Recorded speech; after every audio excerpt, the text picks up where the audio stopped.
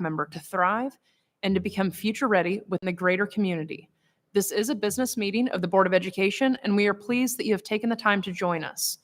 For the roll call, all board members are present except for Vice President Melody McCray Miller, and she has been absent from recent board meetings and workshops. She has informed the board that due to some recent health challenges, she will need to take a leave of absence for an unstated amount of time. I have no additional information to share and request that her privacy be respected at this time. Please join me for a moment of silence.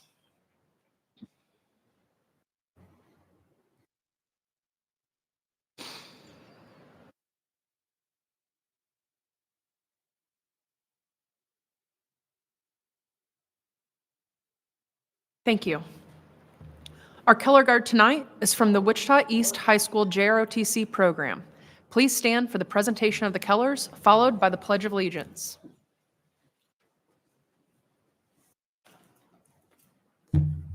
Colors, hold. Left, face.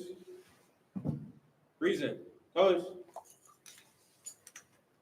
Ma'am, requesting permission to post the colors. You may post the colors. Thank you, ma'am. Order, colors. Post. Colors.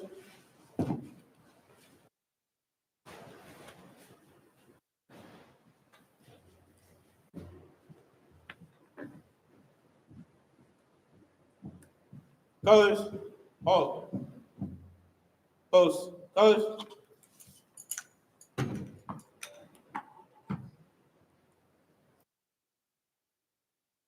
Reason. Arms. Ladies and gentlemen, please join me in the Pledge of Allegiance.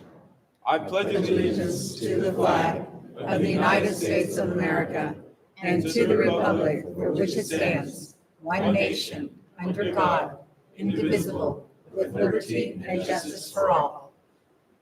Order. Arms. About. Face. Forward. March.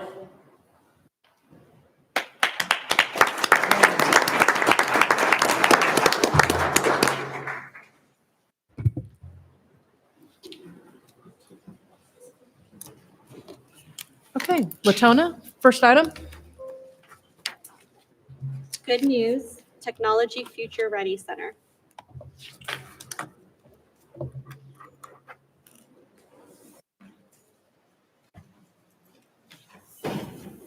Good evening, Eric. Thank you. How do we project this up here?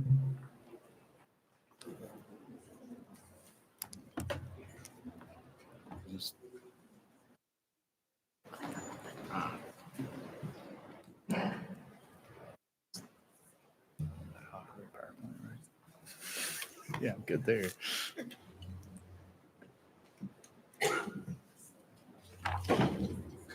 We are excited to announce the opening of the third Future Ready Center this fall. Just the last couple of weeks, we had our ribbon cutting for that. And so I just thought a quick overview too of our program. So as a reminder, we have 3 Future Ready Centers currently, and one in manufacturing, one in healthcare, and one in technology. The first 2 in manufacturing and healthcare, and they're really their 4th year of operation. Manufacturing, they're at 13th and Waco, right next to North High, and the healthcare inside WSU Tech South, just down the street from Harry and Hillside. Our Technology Future Ready Center also opened this fall, at what WSU Tech calls the HACK, the Hub for Advanced Computer Knowledge. And so just another reminder for you and the community members here, this is a free program. There's no cost to us or to our students to do this. We made that possible. The college credit is possible through Excel through CTE money, which is a state program that allows students to receive free tuition to technical and community colleges in high-need industry programs. And so these qualify for that. This program is open to all of our juniors and seniors in the district. We work to help get internships for them, provide transportation, and we start every spring and fall semester. Students attend on alternating days. They don't attend daily, and it's not a special transfer. They get to stay in their base high school. So there's an example schedule there that might work, with 9th hour being typically the advocacy period. Ribbon cutting for the HACK, or the Technology FRC, at the Hub for Advanced Computer Knowledge happened on October 16th, just last week that was, I think, or 2 weeks ago. And so we are excited for that with a lot of media and people involved. I myself could not make that one. I was in Mexico at a wedding, unfortunately. So I had a conflict, so I wasn't there, but it did go off without a hitch. So just a little bit about our technology FRC. There's currently 2 pathways available, one in computer programming and a second in cybersecurity. And so we have been working very hard to get that going. We do have possibility plans for a third in data analytics, but that is still really at the Kansas Board of Regents, kind of waiting for them to kind of green light that before we can move forward with it. Our 2 pathways, our students are taking the classes that are up here, things like CompTIA, Network Essentials, and Network Plus Part 1. That's in our cybersecurity program. Year 2, Network Plus Part 2, and Cyber Essentials. So computer programming, intro to JavaScript, TDD JavaScript, TDD Python, and C#. So those are kind of the classes that our students are engaging in. Really what that means is they're learning the basics. They're learning the basics of how to talk with computers, how the computers talk with each other. They're learning the basics of how to network, anything from how the internet, how to wire, how to build Cat5 cables, all sorts of things. Current enrollment for our students too. I just went ahead and put up all 3 programs. Our technology started this fall. As you might imagine, recruiting kids to a building that doesn't exist is challenging. And so we started with a very small group, around 25 students, which is pretty typical of what we've done with the other 2 programs as well. They both started very small and then quickly bloomed. I will tell you, technology is going to be slower. It's a little not understood as well by kids, which seems odd in this day and age, but they may not understand really what the job is. And so it has been, as we've been out the last 2 weeks at our base high schools, myself and some other Future Ready Center staff talking with kids and getting them to sign up. It's trickling in a little slower than the other 2 programs. Still, the other 2 are doing well. So our total enrollment up there on the screen of around 453 students are in the Future Ready Centers at some point. So that's all I've got for y'all. So very good. Thank you. Thank you, Eric. Knock has a question. Sorry, our hand raising system is a little, Sure. there's room for Yes, improvement. sir. Yeah, real quick, can you tell me more about the data analytics pathway? Sure. So, I'll be honest, I'm not 100% great with it. Data analytics obviously is the idea that we're going to be able to recommend to a board what changes a company can make to be more successful. And so ultimately right now, I know Matt Lewis, who's the dean of WSU Tech that I work with on that. The problem is the job openings in the area in a field of like that. And so for WSU Tech to offer that, there have to be current job openings. They have to be jobs that are there for that to be there. I think the real trouble is going to be not that it's not valuable, not that it's not there. We know places like Koch Industries and others use it and are very highly valued. I don't know that my understanding is there's maybe not a value in the certification in it, that there might be other opportunities to do that. I've met with a couple of our industry partners in that, and they would say, we're looking, when I ask what sort of qualifications are you seeking in that? And they'll tell me it's really about the person, not the qualifications. So, but yeah, does that answer that question for you or no? Yeah, I was going to say, even internally, I imagine that students on the data analytics pathway, there's probably a lot of opportunities for them to do research and evaluation projects within our own district. I mean, whether Sure. we're talking about like products, programs, services. Definitely look forward to seeing this data analytics pathway come to fruition. So. Yeah, I know Matt, and I've worked with Matt quite a bit, is really hopeful that the Kansas Board of Regents will approve that pathway for WSU Tech, but unfortunately, we're kind of at their discretion on when they're ready to do that. Thank you. Yeah, no problem. Okay. Thank you, Eric. Thank you. Appreciate your presentation and update. The Future Ready Centers are a major highlight for our students in this district and for the community at large. It's a great opportunity for students, and I encourage community members who have not seen or toured the Future Ready Centers to contact Eric, contact any of us, and we will get you a tour through the Future Ready Centers, and they are a sight to be seen. So thank you, Eric. We appreciate all the work that you guys do. Okay. Latona, next item. implementation of Code to the Future program at Spate Elementary. Good evening, Superintendent Bielefeld and Board of Education. I'm Rob Dixon, Chief Information Officer. I have with me. Dylan Osborne, principal. I want to start with the word intention, because if you just listen to the hack and the good news and you saw we have 25 students that are applied there, we're working our way back to build a program to basically flow into that. So if you look at the Code to the Future initiative, it's more vital than ever that we prepare for our kids for a world that transforms through technology. When I think about learning computer science today, it goes beyond knowing just the use of a computer. It's teaching students about the foundational languages of our time, coding, computational thinking, and digital literacy. Just as learning French or Spanish broadens culture understanding and strengthens those cognitive development, acquiring the skills in coding deeply trains the brain to approach challenges with logic, creativity, and adaptability. Our student showcases, which we'll have 2 this year, that are kind of modeled around what you saw at Creative Minds, for those of you that came out to see our student showcases at Creative Minds. It'll highlight computer science learning and inspires imagination and curiosity among students. These presentations will not only celebrate productivity and innovation, will also give students a chance to share unique projects and solutions that they develop. I think coding empowers our students to learn and express themselves in a new language that unlocks a future opportunity and hopefully a lifelong skill if they choose the hack later. I'm proud that we applied for this DOC grant and we're funded through it. And I think you'll see some amazing things happen from Spate Elementary School. Dylan, you have anything you want to share?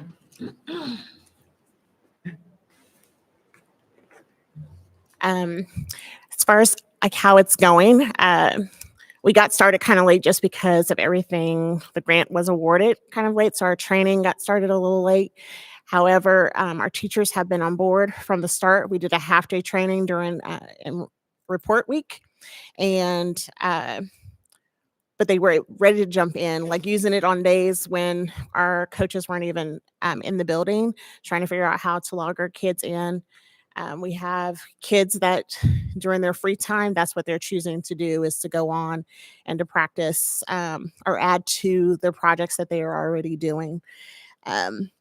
So what I like about it is not only is it technology that they're getting practice with, but eventually after we get done with the basics, the teachers will be able to incorporate it into their lessons and use it for things like retelling, when it comes to stories and things, because the kids they create their own characters and they can add voices. So it's going to go further than just them using this computer and using this website. I would also say one of the projects and one of the people that I'm most excited about is she has an art teacher who is extremely passionate of introducing coding in an artful way to students. And so I think you'll see some unique, creative aspects of art being introduced into this that I think will be amazing. So this is the first Code to the Future school in Kansas. And yeah, we'll open for any questions you guys might have. Can you, because you brought up art, and so I'm not trying to make a pun here, but can you paint us a picture with your words of it's Code to the Future? So how is coding and art, how do those go together? Yep. So I would say one of the key aspects of teaching a kid sentence structure and conditional formatting, if this, then that, there's an outcome from a creative writing, right? That creative writing could be code for something, like developing the structure of code in art to allow kids to be creative in what they're going to create. So with our kids early on, they're using tangible art and cardboard pieces and other things to build code in a structure that's not on a computer screen. So it's more about the structure of the code that students are learning about? Okay. So my art teacher actually went back to the history of coding, and it actually started with art. And so things like patterns and quilting. So she's teaching our kids where exactly it actually started from. And so all of our pieces in our hallway right now, and you'll see a lot of like weaving because that has to do with coding. So Very good. That's very interesting. Okay.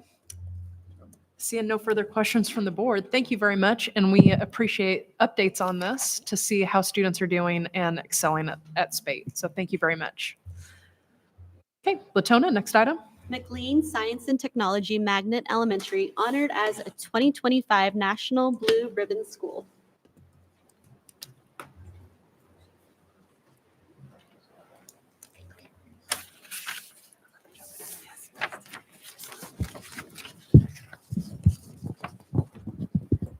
There we go. Good evening, Board of Education, Superintendent Bielefeld. We're here tonight not to celebrate good news. We are here to celebrate great news. We are here to celebrate the really hard work and the dedication of the students and the staff and the families at McLean Elementary Science and Technology Magnet. They are being recognized as the 2025 National Blue Ribbon School Award.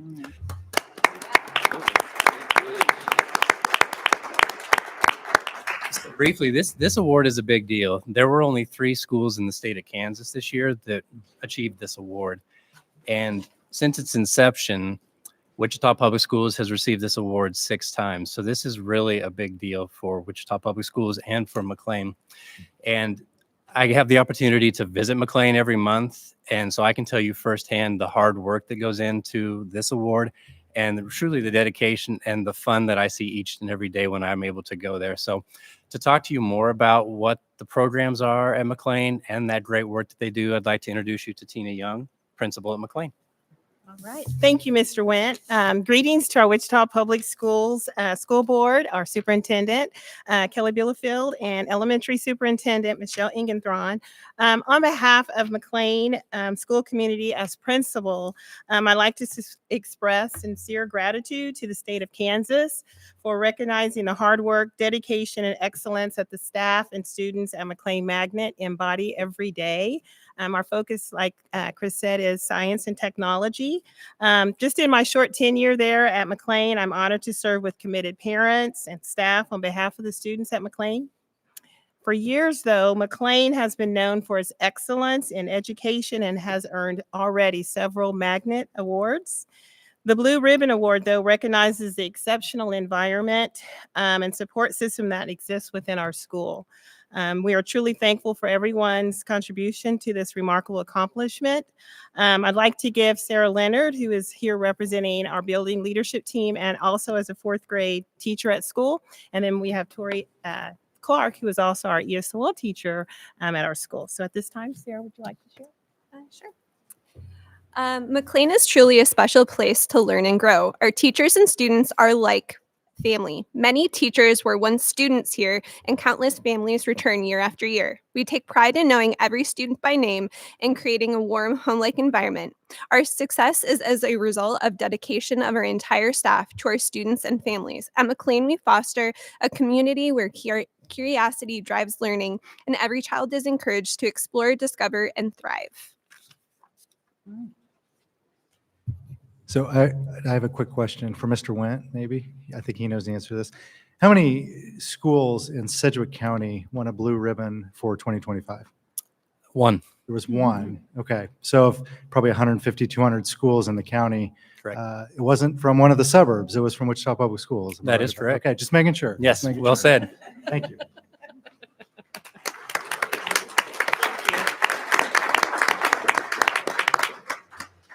We appreciate the hard work and dedication that you guys do, and at all buildings, but especially at ones that have received such a high honor and recognition. So thank you for everyone, especially at McLean.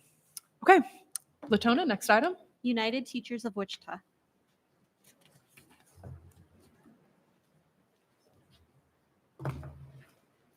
Welcome, Katie. Thank you. Yeah, it was hard to hear. Is that Think better? that's maybe better. Oh, yeah. Can you hear better? Okay. Thank you. Kate. Yeah. Yes. Good evening, BOE President Albert, Superintendent Bielefeld, and BOE members. One thing that we've asked over and over again is, what are we taking off teachers' plates? And this year, as I've been talking to teachers, we're hearing that we've actually added even more. Some of the things we've been hearing from educators is there's increased documentation required under the DOJ settlement this year. More FBAs and BIPs, which I don't know too much about those. I just know there's lots of documentation and goal setting, and it's a lot of work. We have a new Everyday Math series that takes a lot of prep time and has many hands-on games. Amanda Sharshall is looking for ways to support teachers with this, but we've heard from lots of teachers about how much prep time it's taking. A new Tier 3 reading intervention program that requires time to prep. Our special education teachers and also now our regular education teachers have to document daily accommodations and that were provided for each student with special needs. Vicki Manning was discussing maybe getting an easier form for the SPED department to make that process easier, but it's one more thing to add on our teachers' plates this year. And then there's been a lot with wildly important goals or WIGs. We've had teachers having to make bulletin boards to put those things up and track those things. Last month, Diane Albert asked, what are we taking off of our teachers' plates? So we asked our educators, what could actually come off their plates? And here are a few things that they told us. Fewer meetings and PD sessions. They need more time for planning and for documentation. They would like the materials provided for them for the new math series or have more time to make those materials. Eliminate the WIGs and the bulletin boards and scoreboards that go with them. They'd also like people to re-examine SRGs. They feel that the grading, especially in middle school, is overwhelming. Elementary has some concerns with the alignment of the new math curriculum, and they're teaching at a level 1 or 2 right now, and so they feel that grades have been lower for their students because of that. So those were just a couple items, and I have a whole long list that I can get to you next time. So another major concern that we're still hearing from our educators is the DOJ settlement and clarity around student behavior. Some of the calls we've received have questions about cussing at teachers, hitting and spitting. They've been hearing that these behaviors are a level 1, and then the students are being sent back to class. The educators that we talked with feel that they're spending more time documenting and managing behaviors right now because of the settlement and less time teaching. The DOJ settlement was intended to create consistency across the district, but we feel that it's actually showing a lack of consistency from building to building. So we recently invited the Office of Behavior Management to our next union meeting because we want to make sure our teachers are being trained and understand the different levels of the code of conduct. But we also would like to ask that the administrators have more training so that expectations can be applied fairly and consistently across buildings. I think everyone here agrees that hitting, spitting, and cussing out teachers is not okay and that there should be consequences attached to that. I also would like to say thank you to Susan Willis and Vicki Manning. They've been incredible with HR issues and any problems that we've had the past few months. And we've really enjoyed working with them. We're excited to work with the new CHRO. Finally, I just wanted to give a reminder that there's an election tomorrow. Some of you might be aware. We know this is a volunteer position, and so we're truly grateful to everyone that's stepping up to serve our community and our schools. And thank you for your time. Thank you, Katie. Latona, next item. Service Employees International Union. I don't see a representative from SEIU. Okay, seeing none. Latona, next item. Public Communications. Okay, for public communications, if you have signed up for public comment, you will have 3 minutes to speak, and we kindly ask that you acknowledge your allotted time according to the timer displayed on the screen. We encourage you to share your thoughts openly and honestly, but we ask that your remarks remain focused on school-related matters and are respectful and constructive. The board will listen to your input but will not respond during this meeting. However, we are listening and may follow up as appropriate. And with that, we welcome our first speaker. Lottie Miller.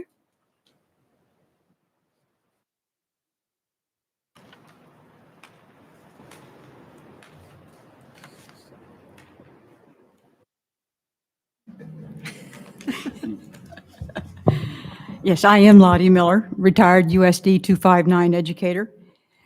I'm representing the Peterson 150th Anniversary Celebration Committee. I was a Peterson student in the 50s. Now you know how old I am. Peterson teacher in the late 60s, and a Peterson principal from 1995 to 2005 when I retired. Peterson is 150 years old this year. In 1875, Daniel Peterson, an immigrant from Sweden, donated farmland on the southeast corner of his 160-acre homestead for a school. A shed-type building was built and used as the school. Pupils came to the school on December the 13th, 1875. In 1898, a new white-framed building was built and named in honor of Daniel Peterson. The building was used until 1935 when a little red brick building was built. It's called Little Red, still standing and still being used. And it's never going to be torn down, is it? Is that right, sir? We are inviting you and everyone to our celebration on Saturday, December the 13th, 1 to 4 p.m. at Peterson Elementary, 9710 West Central. There will be refreshments, t-shirts, hallway displays, Little Red ornaments, and pin souvenirs, and a video chronicling Peterson's growth. There'll be a short program at 2 o'clock in the gym where former students and staff will speak. If anyone has connections to Peterson and has memorable items to share, please check Peterson's Facebook site for information on how to provide these items and how to either leave them at the school for pickup or be sent to McCormick School Museum. We would love to add your memorabilia to our collection tables. We hope to see you on December the 13th at Peterson Elementary and help us celebrate 150 years. Thank you.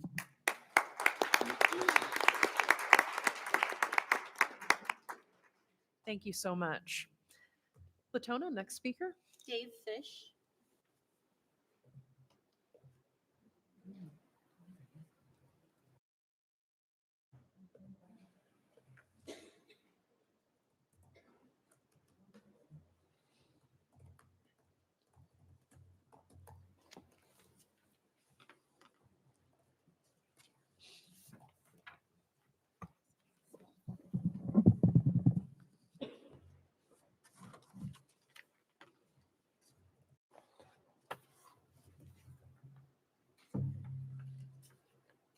Welcome. Thank you. While you guys are doing that, tomorrow's elections, and I want to thank all of the board members for the volunteer time that you put into this. It's a lot of hard work, and it is appreciated. Oh, you started the clock. I don't start the clock. I don't have any control over it. Okay. In October's meeting, we showed that OK's age and size was misrepresented when the facility master plan was developed. Later, the facility team discussed the facility master plan and FCI index used in evaluation.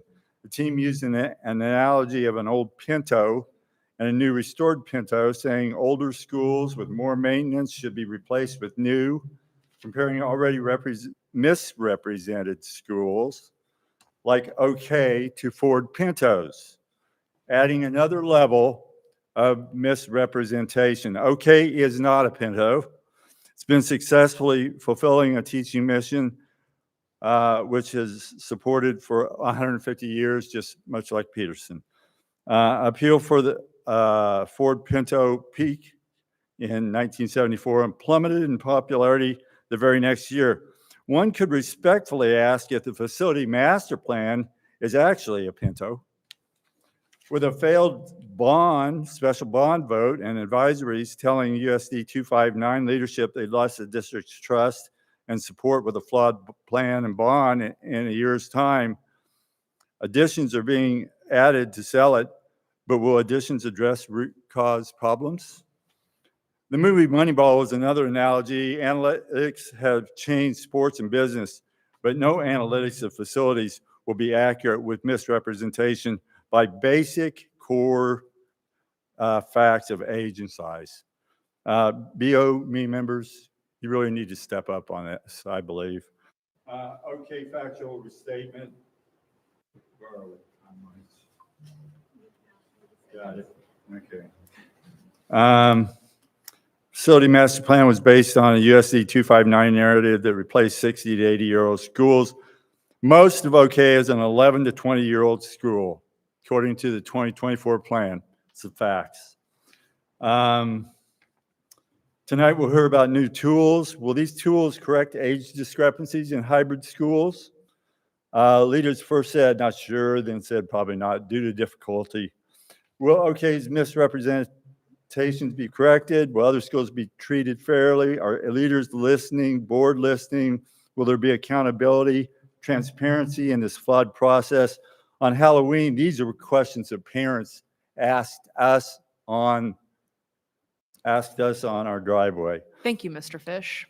Reopen the facility Fish. master plan discussions with the board. Mr. Fish, thank you. We do have a printed copy of your statement, and so the board will review this, and we have a copy of it. Thank you, sir. I shouldn't have opened with a congratulations. I gave you a little bit extra time. Thank you, Mr. and Mrs. Fish. Latona, next item. Jessica Amir.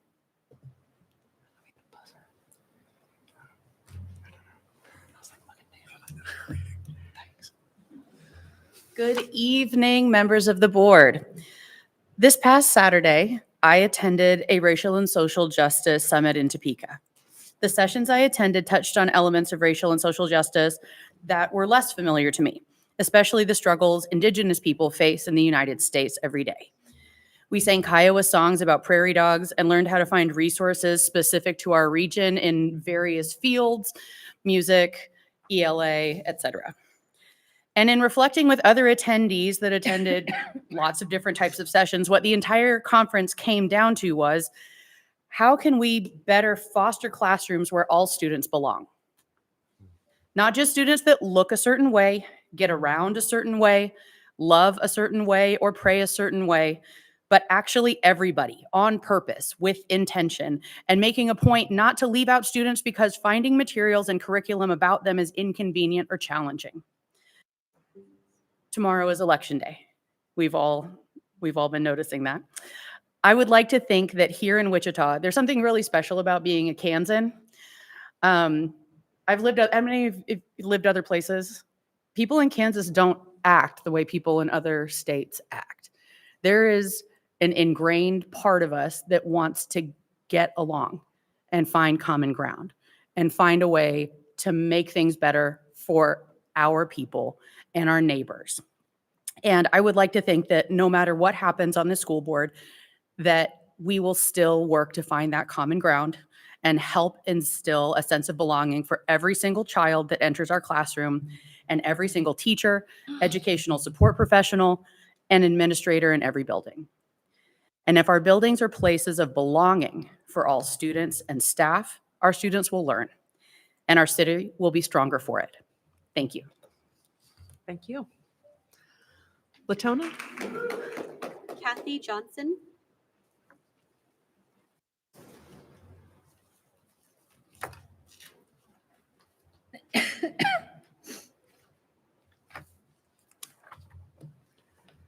Welcome, Kathy. Good evening, Superintendent Bielefeld, President Albert, and board members. My name is Kathy Johnson. I am the current music teacher at Louverture Career Explorations and Technology Magnet, and I'm here to share some good news that has been happening at my school. On the handout that I have passed out to you on the back, there is a QR code that you can, at your leisure, scan, and you will see a presentation from our recent Hispanic Heritage Month Parent Engagement Night. In the presentation, you will see examples of student work that the students did during their social study time, as well as a community dance group called Danza, and some students from my 4th and 5th grade music concert. Even though our school will be closing in 2028, our staff continues to have many parent engagement activities to showcase student work and to keep our doors open to the community to show that we are still doing great things. The handout that you have in front of you has a few pictures from the Kansas African American Museum's African Americans of Wichita, in which it talks about the history of Louverture. Louverture is the last school that was opened in our city for African American students to attend when they were not allowed to attend white schools. The first African American teacher that was hired by the Board of Education taught at Louverture for 47 years. There is so much historical significance of the African American community and in the McAdams neighborhood. Please, before you guys decide to close more schools, please do your research and just don't base it on numbers and statistics. Thank you for your time.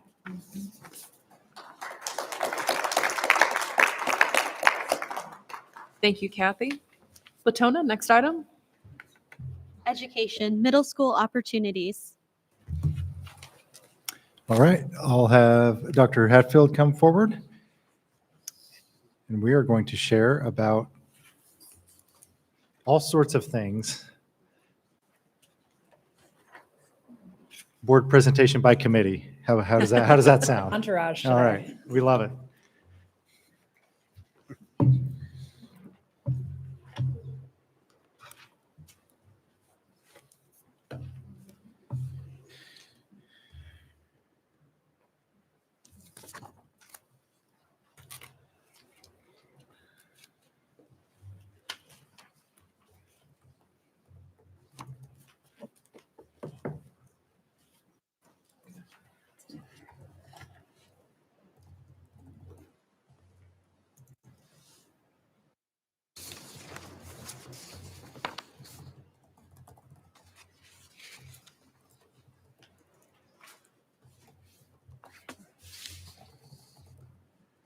We're just building the suspense here as this thing spins. We really want to leave you on the edge of your seat here before we get started. Beat some music.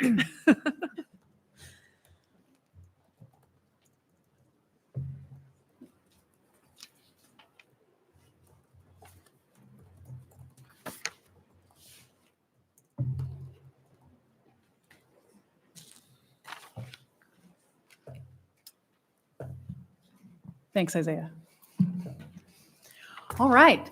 Good evening, Board of Education members. We are excited to talk to you this evening about middle school opportunities. I did bring an entire entourage of people because they are the experts in each of the items that we are going to talk about. And you would probably prefer to hear from them, the practitioners that are actually doing this work each and every day. To table set, there are more middle school opportunities than just these, but we figured there are other presentations tonight, and at some point you might want to go home. So we chose 6 opportunities to focus on this evening, and these are the 6 that have pretty substantial enrollment across the schools between either kids and or the number of schools that offer these programs. So before they hop up here and give you information about their programs, I just want to table set about what our middle schools look like. We talk a lot about the district as a whole. We're going to narrow it down into just middle schools. You see a middle school snapshot here in front of you. There are schools that are in a couple of the different columns because they have attributes of the different columns. So the schools listed in neighborhood, those are schools that do not have magnet at all. They are only neighborhood boundaried schools. In your next column, you see our pure magnet schools. So pure magnet, meaning they don't have a neighborhood component. Every kid that goes there is a magnet student.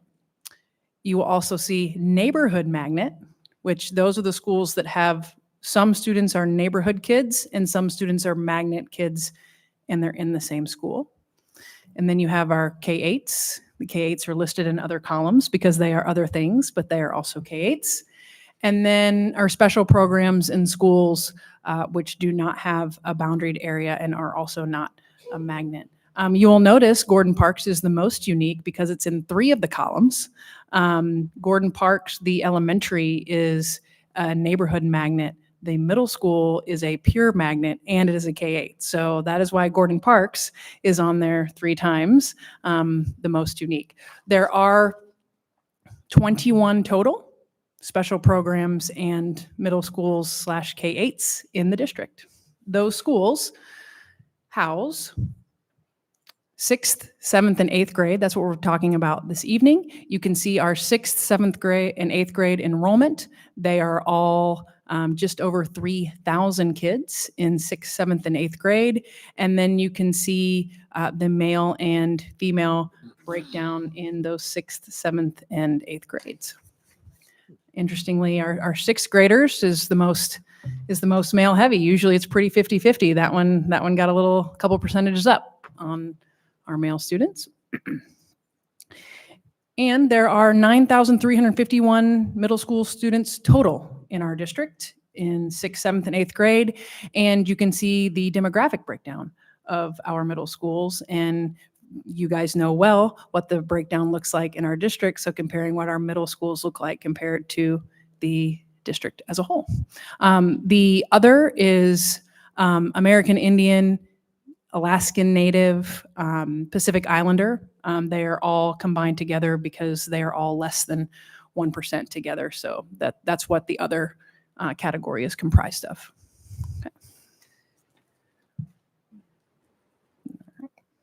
Okay. 21.2% of our middle school students are students with disabilities and have an IEP.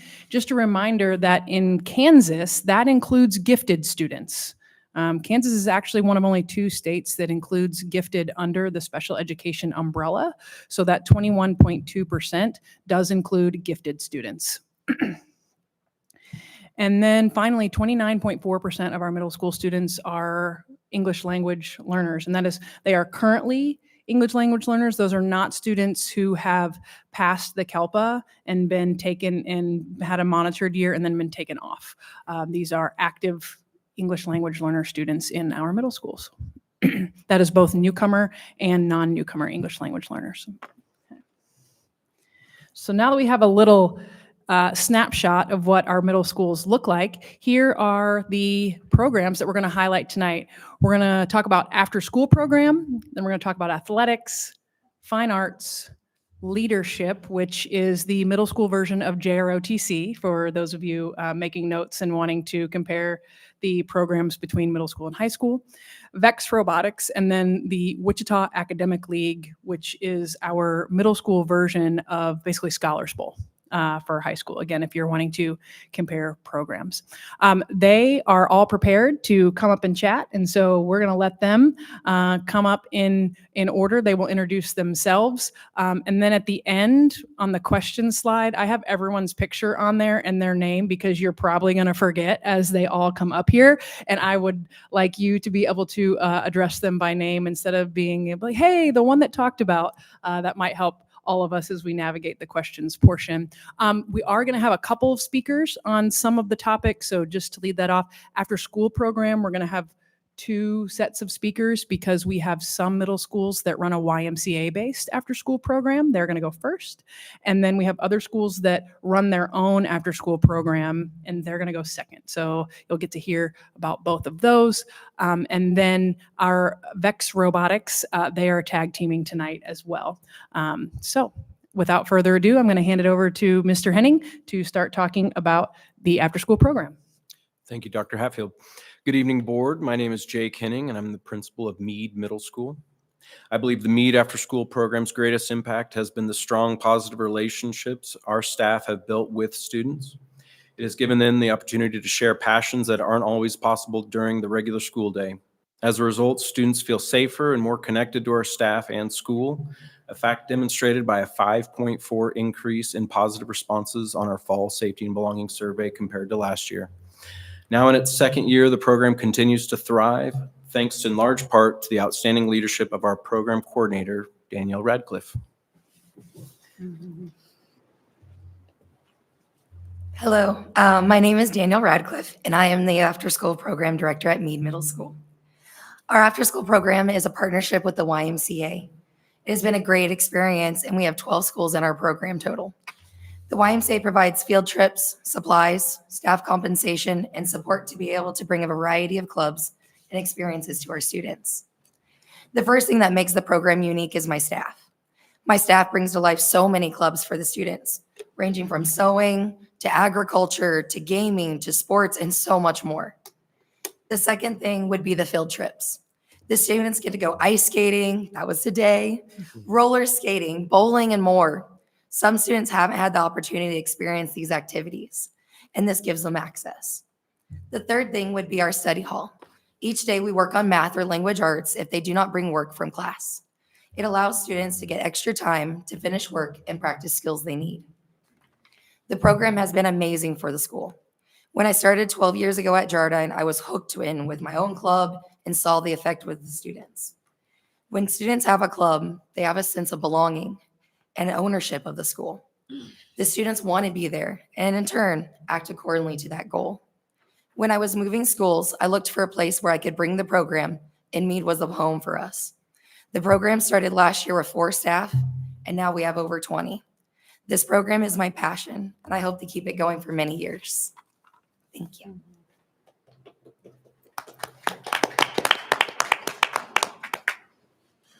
Good evening, board members. My name is Pancho Bustos, and I'm the proud principal of Marshall Middle School.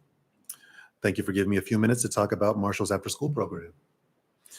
A program designed to support students academically, socially, and creatively.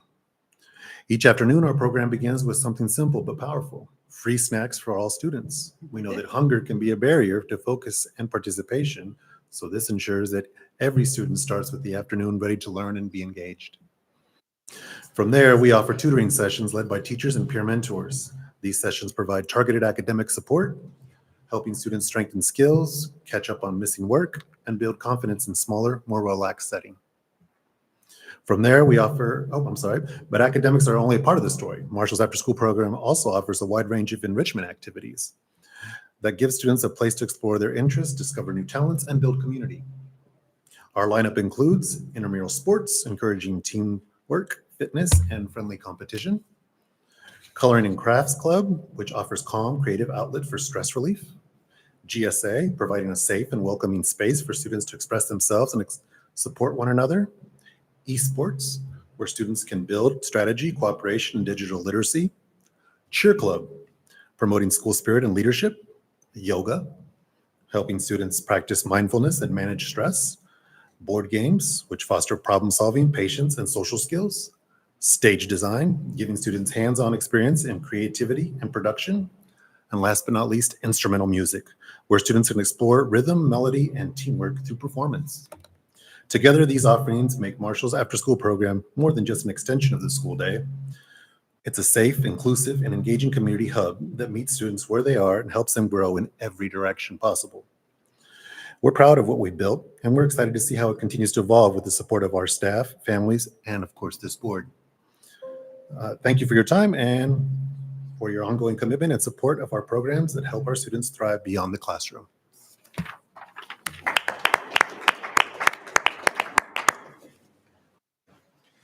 Good evening, board members. My name is Chris Asmussen. I'm the Director of Athletics for ESD 259, and I want to thank you for your continued support of our student programs. Today, I'm excited to share how middle school athletics is making a difference in our district.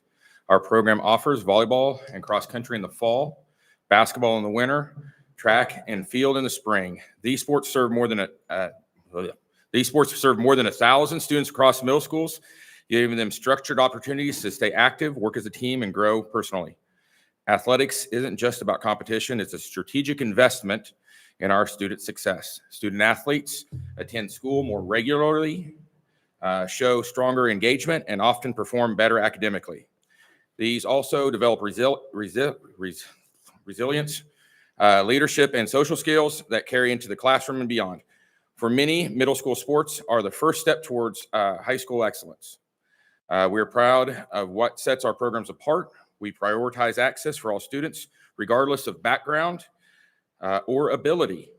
Our coaches focus on character and growth, and we integrate athletics with academic and behavioral support. We also create community connections through events that bring families and schools together. This year has been full of highlights. We used Northeast Magnet and AMAC facilities for volleyball games. We've seen cross-country participation rise thanks to a schedule change at zero cost. Last spring, celebrated a new middle school high jump record of 6 feet 1 inch by Noah Wilson from CMA. To give you guys an idea, I am a little over 6'1", so he basically jumped over me. Just recently, our middle school athletic contacts voted to recommend flag football for CASHA sanctioned sport, which would include middle school athletics. The impact of athletics goes far beyond the field. Students gain confidence and a sense of belonging. Staff build stronger relationships, and schools strengthen trust with families. With your continued support, we plan to extend offerings, grow coach development, and ensure athletic aligns with our district goals for wellness and equality. Thank you for your time and help us keep these opportunities alive for students.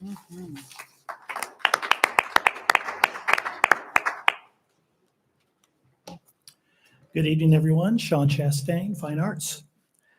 WPS Middle School Fine Arts consists of approximately 85 exceptional educators who instruct over 6,500 middle school students in 16 attendance centers and 2 special schools through a variety of fine arts course options. Building on the excellent instructions that students receive in their art and music classes elementary aged, middle school students have the chance to begin a beginning band or strings instrument, as you see up at the top left at Marshall Middle School. There's instrument fitting, and they may quickly rise to the level 4 teaching others on the proficiency scale, as you can see in the bottom left at Allison Middle School Strings as recent informants.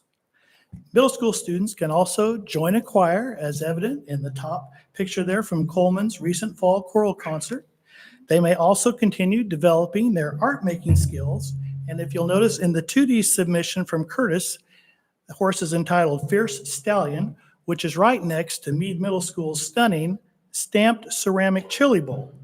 Additionally, at 6 of our middle schools, students can enroll in theater, such as at the top right at our established Mayberry Middle School program, or bottom left at Marshall Middle School's up-and-coming program just in their 3rd year. WPS Middle School Fine Arts students are not only our community's artists of the future, but they are the artists of today. Over 500 middle school students are annually featured on Century 2's concert hall stage, in many of our local universities' venues, and in our city's top art galleries. In fact, these 2 works that I'm just sharing are part of 30 works representing 9 middle schools currently on display at our Wichita Art Museum from now through November 30th. Middle school fine arts students also have the opportunity of using their creative talents to raise awareness, inspire action, and provide financial aid to those experiencing food insecurity by creating works of art to support the Wichita Empty Bowls Project. Some bowls from this initiative are on display tonight over in the cabinets, and I invite everyone to take a closer look following tonight's meeting. WPS Middle School Fine Arts students also travel well, as Mayberry, Robinson, and Marshall attended this year's Kansas Thespian Conference, and 2 Mayberry students earned a perfect score on their duet which earns them a performance spot at the closing ceremony. Additional fine arts and middle school opportunities are provided in the document that I've shared, but cannot step away without recognizing you, the BOE, our district leaderships, and community support of tremendous fine arts capital and bond issued facility upgrades, Education Edge, WPS Foundation, and other community partnerships for allowing those middle school and staff accessibility points to our dedicated rehearsal spaces, auditoriums, art labs, beginning musical instruments, visual arts equipment, and the list goes on. Thank you, District Leadership, Board of Education, for supporting these art essentials. They in turn help students gain a sense of belonging in their school, alongside becoming future ready for life, college, and career through creativity, critical thinking, collaboration, and cultural understanding. Thank you for your time this evening.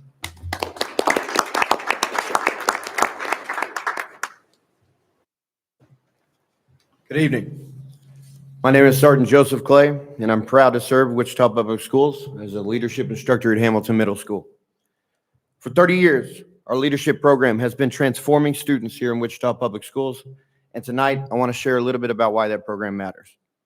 Every day, our cadets learn leadership through hands-on experience. They don't just sit in the classroom. They operate in an active learning lab where they develop real-world skills that embody communication, teamwork, time management, and self-discipline. They learn personal responsibility and to hold themselves and others accountable.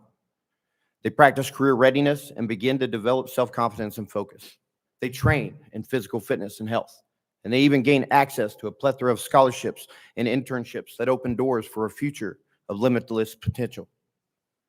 Our program is about shaping character.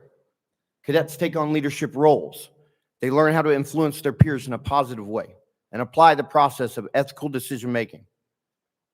They discover what it means to serve others, both in school and in the community. Whether organizing food drives, cleaning parks, honoring veterans, they practice the ideas of servant leadership every day. Outside the classroom, cadets compete in drill and color guard, archery, and Raider team obstacle courses, activities that demand self-discipline, precision, and perseverance.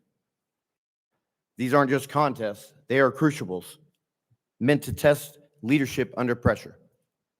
And for those who choose to continue to accept the challenge made in our leadership program through to JROTC in high school, it can lead to advanced placement within the unit and provide a powerful incentive for each future. The journey from student to cadet is one of transformation. Through our curriculum, cadets gain confidence, develop resilience, and tend to find a new sense of purpose. For 3 decades, this program has been making better citizens and stronger communities. Our only regret is that it's not available in every middle school yet.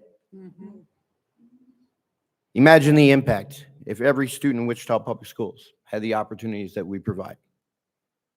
Thank you for being steadfast in your support for a program that truly changes lives. And I know that. I know it firsthand because it changed mine when I was a middle school student and a high school student in Wichita. And I'm going to go off script. It changed my son's, who's sitting in that picture, third from the right. Leadership isn't something that we teach. It's what we endeavor to impart on the lives of each and every cadet in the classroom every day. Thank you.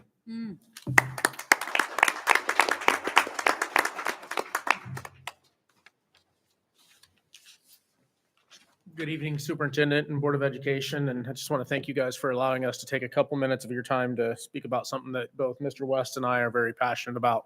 I promise I will try and keep it short. Just a quick overview about what VEX Robotics is. As you can see there, kids think, create, build, and amaze anybody that comes in contact with this program. VEX Robotics is offered at not only the middle school but high school levels in 12 different middle schools and 6 different high school programs throughout the district. They learn to design, build, program, and document. I'll stand over here. With that documentation, they obviously design the robot, build it from piece to piece, very similar to maybe an advanced director set. And then they have to program and document it in an engineering notebook, which they will take to competitions. And they will compete in other local against other local programs in matches with their robot, trying to score as many points as possible. Along part of those competitions is the judging aspect, where they go in front of a panel of judges and they have to present their engineering notebook, as well as be able to explain in a coherent way to a panel of judges how and why they built their robot, not only them as an individual, but in that teamwork setting as well. Every year, this challenge changes that VEX Robotics gives us. So over the last 10 years, I have been shocked and surprised at every single challenge they've given our kids to try and compete and solve. Many of these programs operate just a little bit differently. Some of them build their robots only purely as an after-school program. Some of us are fortunate enough to be able to have it as a classroom and meet our students every single day of the week. Throughout the season, as I said, they'll compete in local competitions, trying to earn their way to a state championship, which is going to be held this year, March 6th and 7th. And we're proud to announce that we have partnered with Textron Aviation to hold it at their activity center for the second year in a row. At that point, these high school and middle school teams will be trying to earn the coveted invitations to the World Championships, which are going to be held the end of April in St. Louis, Missouri this year. Over the last 10 years, the district has been privileged and honored to have where was the number at? Between 6 and 8 different buildings represented at the World Championships. And I'm proud of my students that 14 of my teams over the last 10 years have been able to achieve that honor of earning their way to the World Championships. I'm going to let Jason take a little bit before I take up all of our time. Some of the things that are unique about VEX Robotics, I'm going to tell you guys about it. Number one, it's like a sport. Kids come in, they start building a robot right away in August, and they are building the exact same like robot, unless they tear it down and start over, for over and over and over and over again. And one of the things that's unique about VEX Robotics is in other competitions, you build one time. In this one, you are doing it 6 or 7 times or 10 times or 30 times. It all depends on the team, and they are working towards one goal, and it's a season long. We have competitions starting in November, and they go all the way until March is when the state championship is. So it's really a very long season, just like basketball season sometimes feels like. And so they're doing what's called the iterative process. They're going over it over and over again and getting that design to get really, really good. And some of our kids, I'm very, very impressed with what they're able to do. Part of the rules of us, we're coaches, we're mentors. We try to be as hands-off as possible. And these kids are really doing amazing things with just the opportunity to be able to put them in front of it. And some of the things I always tell people whenever they ask me, this is the greatest thing I've ever been part of. And I've been a part of some really awesome things. I coach a lot of sports. And this is by far the most beneficial thing that I've ever been able to be a part of for getting kids the career skills that they need at middle school. And then I'm also going to talk to you about the impact. So as far as staff members, we both host tournaments. It's like a community. It takes a lot of people. You'll see Mr. McCracken will talk about their Capital Showdown.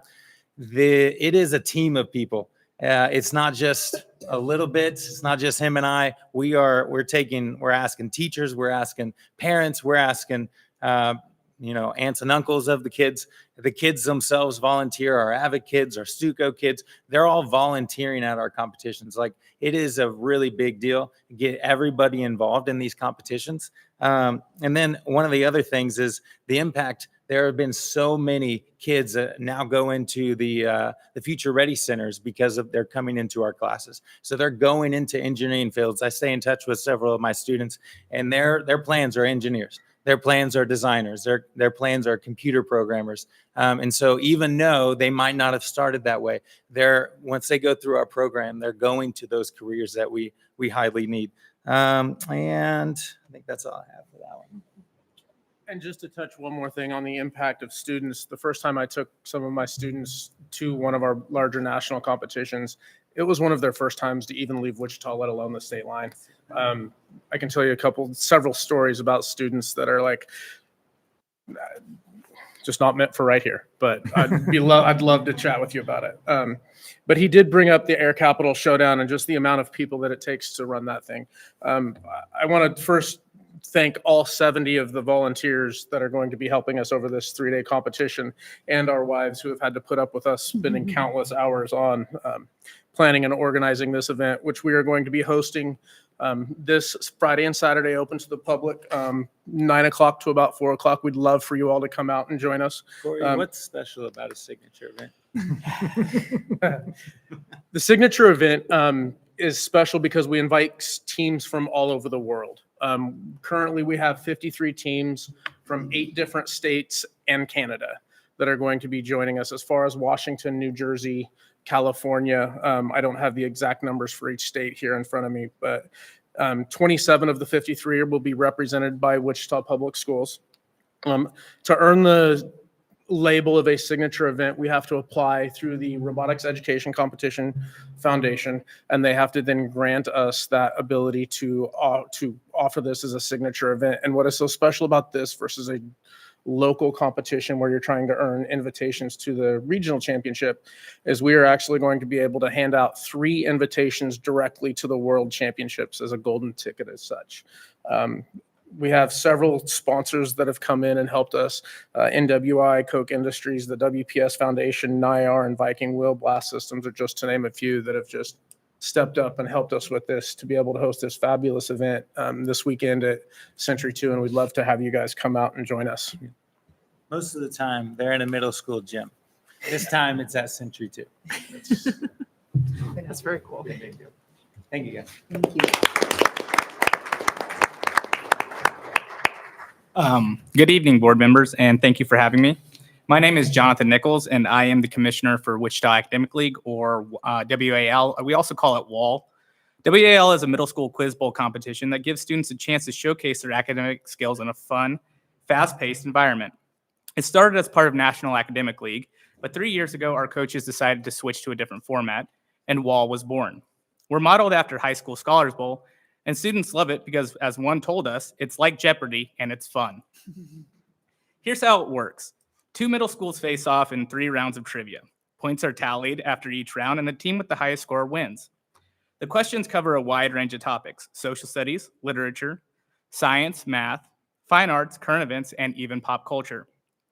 This season, we have 11 schools competing: Allison, Chris McCullough, Coleman, Isley, Gordon Parks, Horace Mann, Marshall, Mayberry, Robinson, Stuckey, and Truesdale.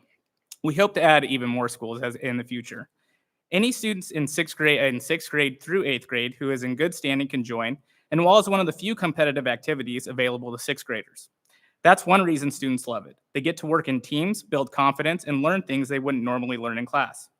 Coaches tell us WAL is inclusive and gives every student a role, and the excitement is contagious. It's amazing to see a student's face light up when they know an answer and buzz in. Our season runs November through February, with matches on Thursdays at 4 p.m. and a tournament on Saturday, February 7th. If you'd like to see the energy and enthusiasm firsthand, we'd love to have you join us. WAL is more than a competition. It's a celebration of knowledge. It's making a big impact on students, staff across our district. Thank you.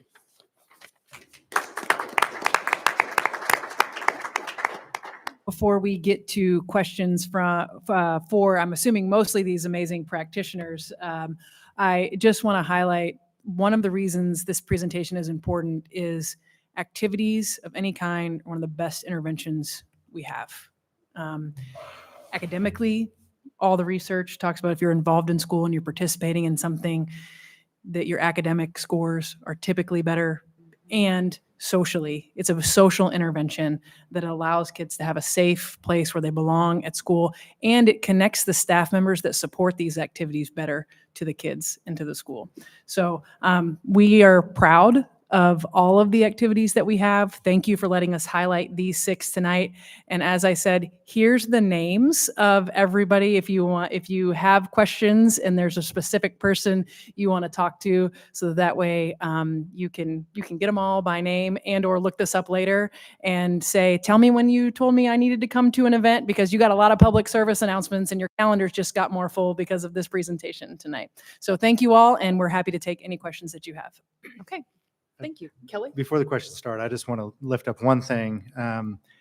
Well, first off, thank you all. But I think what Corey mentioned, I think is critically important. I was actually going to say this during my superintendent comments, but since you're here, and I hope you leave when you're done with this, you're welcome to stay, but tonight is my son Max, his 17th birthday, and my family is eating Chinese right now, right?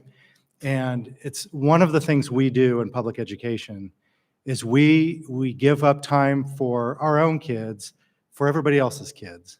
And you do it even more so than a lot of us.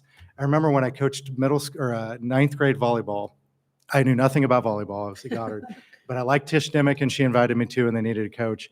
I think I probably made $6 an hour if you figured the supplemental I got divided by the hours I spent on a bus with a bunch of freshmen. I loved it. But you're laughing because it's probably like $2 or $3 an hour. The hours you guys spend is, we can't say thank you enough. It's real. Your family sacrifice, your own kids sacrifice, and it is it's a big deal. It's a big deal. And this isn't just you guys. This is all educators. What we do as public ed employees is we give to other people's kids so that they can have opportunities, which sometimes takes away from our kids. So thank you for that. Thank you for all you do. And we, just like the Blue Ribbon thing that we talked about earlier, the showcase event for VEX it's a really big deal. And I know it's a ton of work, and it's really great that you guys put all that together. But one of the questions we get a lot is, well, why don't we have all these programs in every high school or every middle school?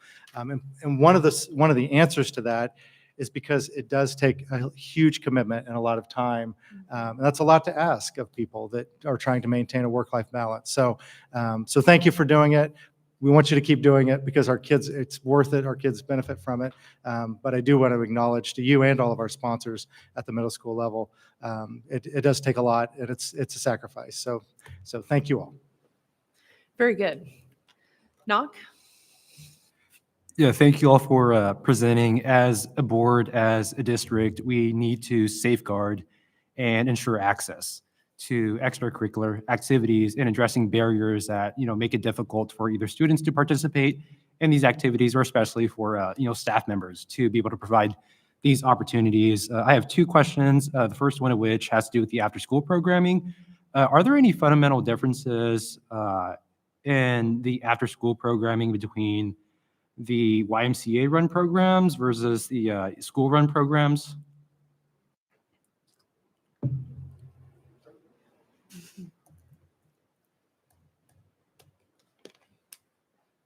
I guess I'd say the funding for it. YMCA pays for about everything, and it provides some extra money for my staff too to work the event. So it costs me very, very, very little to run the YMCA program at Meade. And ours, going back in time, started with our ESSER funding and then just continued from there. Okay. So, funding, yes. Yeah, they're more similar than they are different. The biggest difference is if with the YMCA programs, the YMCA is actually paying the stipends for the people that work, and we are paying the stipends for the people that work in the self-funded programs. It's really only possible in the self-funded ones if they are title schools with a fairly substantial title budget. And so we are very thankful for the YMCA partnership because that gives us a chance to have an after-school program at every single school. I will also highlight just a few years ago, not every middle school had an after-school program, and now all of our comprehensive middle schools, so not all of the special schools do, but all of the comprehensive schools all have an after-school program, either self-funded or through the YMCA. Thank you.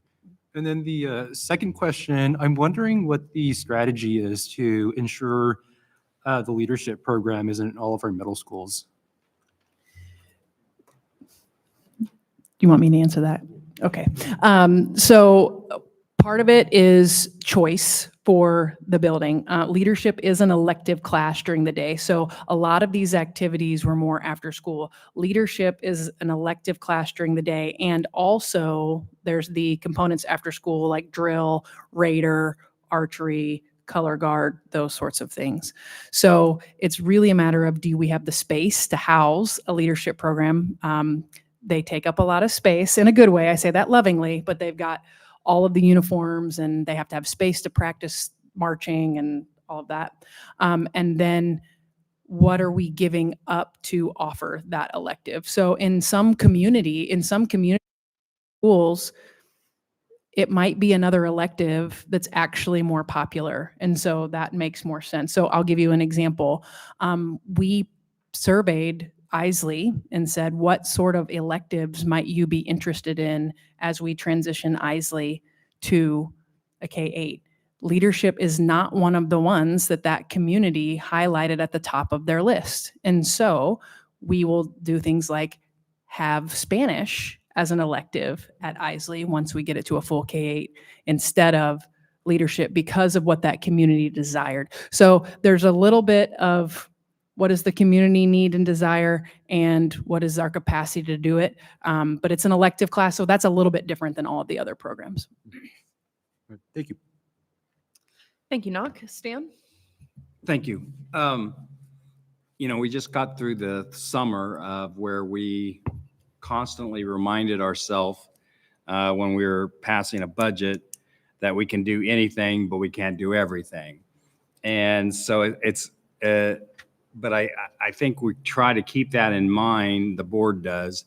But the other thing the board keeps in mind is, and I think it's really came home to us this year, is we live in a very competitive environment in order to get students. It's no longer just where you live. People have more choices today than ever before. So I guess what my question is there any area in these 6 categories, and I'm assuming you picked these 6 categories because they were probably the largest of all the middle school? Yeah, these are the most offering? pervasive, both in number of students and number of schools that have them. And that makes sense, because if somebody would have asked me, I would have named these 6 programs. So is there any area that we are behind our competitors in our suburban school district then that we need to think about doing anything other than putting restrictions on ourselves about can't do everything? Yeah, so I would say in terms of after-school program, nope. I would love someone to challenge what our after-school programs are, what we offer to kids, and for the price that we offer it to kids, which is nothing. For athletics, there are definitely more athletic offerings in districts that surround us than what we currently offer. We do have partnerships with the city to try to expand some of that. Coach A mentioned the change to the schedule. So we had a substantial increase in cross-country percent participation. Coach A and I have a document which lists the number of what sports we'd add or what sports we'd expand and what the approximate costs might be if we made that choice. It's just a matter of us making that choice, which also means we have to divest in something else because money doesn't grow on trees.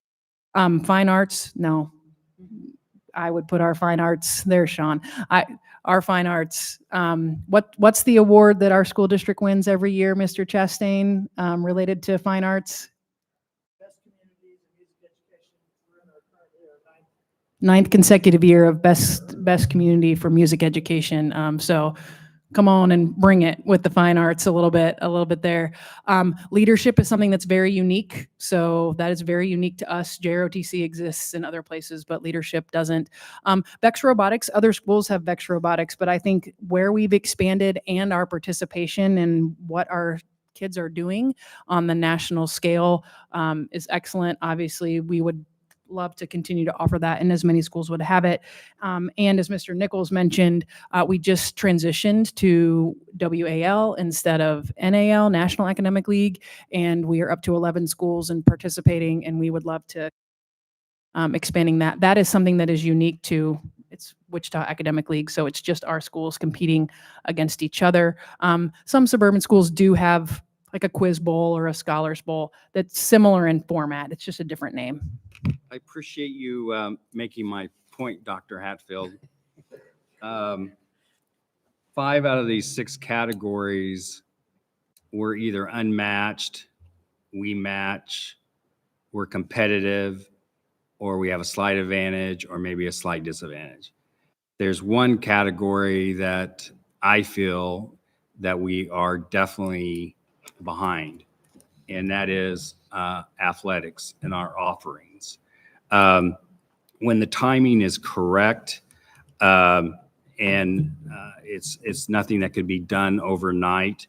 But when the timing is correct, I just wanted to let this board know that I really think we need to look at middle school athletic offerings in order to continue to be, if we want to be the premier district of choice, athletics is part of it. As anybody can tell you, my commitment to the fine arts and leadership and the robotics, and I'm not taking anything away from this. And I don't want to pay Peter to pay Paul or whatever that, however that saying goes. Rob. Yeah, yeah, thank you. But it does, this is something that we have to consider that we are behind our competitors on. So I just want to give the board fair warning that when the time's right, this topic will be coming up again. Thank you. Thank you, Stan. Kathy? Mr. Reeser, I would echo that, and I could get on board with that idea. All of you, thank you so much. The students that participate in your programs and the other ones that were not mentioned, by far with the research shows us that academically they are more successful. Coach A, I have a question for you. How's that flag football going this year? Well, we just finished our inaugural season, and it was one of the more participated sports. It is growing. It's growing very quickly. You guys know it's in the Olympics and all these other kind of things. And we actually put forward a motion or an item for Acacia to vote on it because we do not like to wait. We're just going to push this and see where it goes. So we averaged about, I'd say probably about 25 to 30 kids per team. It's a 7-on-7. So that kind of gives you how many kids are participating. And we had 3 of our schools go up to their postseason. It's ran by the Chiefs flag. So we had 3 of our teams go up there, and all except one team won their first round game. So they made it into the second round. And then actually somebody from our league, which was Mays, they actually were able to get through their seeding and got to be runner up. So Wichita, and we also, just to let the board know, is that, and I could bring the person down from the Chiefs, Abby Brown, who sets this up. They are very impressed with how Wichita, the Wichita area, especially USD 259, runs it, because we're running them in stadiums with lights, with scoreboards, giving them as big a performance as possible. Our officials are the ones that do the high school football games, the varsity ones. And so they're just really impressed because, you know, Kansas City still does it, and I'm not trying to knock Kansas City at all, but a lot of times it's done on soccer fields and it's done kind of where they can. So for our ADs to actually provide space and opportunities, and our admin to be there and all that kind of stuff, it says volumes about what we're about and being progressive and trying to get some opportunities for kids. That's great. So we'll do it next year, right? Yes, ma'am. Yeah, that's good to hear. Also, for music, and along with the athletics, your children, your students in 259 are beyond the best. I have attended most of the concerts, even before I was on the board, when my kids were part of your group. And I commend you, your leadership, to your educators who are in the trenches with our students. Last year, there was a song that actually brought me to tears because they sounded so good. Music is a universal language. and it doesn't matter. And so is athletics, universal. We all know that language of competing. And now I'm going to go to Sergeant Clay. What middle schools might have a need for a leadership program that does not yet have one? All the neighborhood schools have great needs. I mean, they show that we can look at their scores and their academic testing and see that there's always areas of improvement, but the biggest one is behavior, right? The behavior data inside the neighborhood schools, we're struggling. And when they go into that leadership classroom, they're asked to stand at attention. They're asked to respect the people around them, stand for the flag. When you have those neighborhood schools that feed to the communities around them, those are where we really need to center our focus, because those are the kids who need us. That was the kind of kid I was myself. I was a poor young, I grew up in a poor household, and the program really pushed me to see something in myself that I didn't see. Do you think, as Ms. Warren with the teachers union said tonight, that there's spitting and biting and throwing things with the behaviors in the classroom? Do you think that the leadership or the JROTC might be able to help these students out if they had to attend a semester of JROTC? I absolutely think that the buy-in for the students comes with their engagement in the program. And by engaging in the program and by taking some of this education that we're offering them, showing the respect to their seniors, they have to stand at prairie rest when they talk to me, just because that's showing respect to an authority figure, right? So if we're all on board and they walk into the leadership classroom, they're going to leave there a better person, whether or not they get everything that we're trying to teach them, or they get 10% of what we're trying to teach them. Behavior is about relationships, and we build relationships quick because we get these kids involved. Volunteerism is one of the greatest ways to develop a relationship in a child. And every single child that I've taken outside that school into an event is now a student that I can rely on to teach others and to guide the peers around them as Well, I will leaders. continue to commit to supporting the JROTC leadership program of USD 259 and do everything that I can continue to do to see the success of this program. Well, I appreciate you and I appreciate the board. Thank you guys so much. That's it. Thank you. Hazel? Yes, my question is for the after-school programs, the YMCA and the in-house after-school. Could you tell us a little more about the students that qualify for this and what cost, if there is a cost to the students, and how many students participate in these programs? So I'm with the YMCA one. So like today, we had 107 students in our program. We topped out at 132 2 weeks ago. Sorry, I got nervous and forgot a little bit of your question. Cost. Cost. With the partnership with the YMCA, it's amazing. Like, we do fundraising to pay for a lot of things, but they give us petty cash to buy our supplies. They pay our employees, and it's a competitive rate they actually want. When we started, like I said, I had 4, and now I got 22 as of this week. So they want to actually do it. I think the main cost is me. I think I'm paid by supplemental. Yeah, the cost for the students is nothing. Oh, yeah, And then nothing, just a permission slip. Yeah. On the permission slip, it's almost all the information they give us as the school, their address, all that. There is an income spot because we do have it's a grant through our donors that pays for all that stuff. And with then- that, I'd like to invite Tyrone Baker, Yeah. who is our partner from the YMCA, and I think he's also apt to answer this question for us. welcome, know a Mr. lot about this Welcome, part. Mr. Barry. Yes. She is awesome. So thank you for letting me talk to you this evening.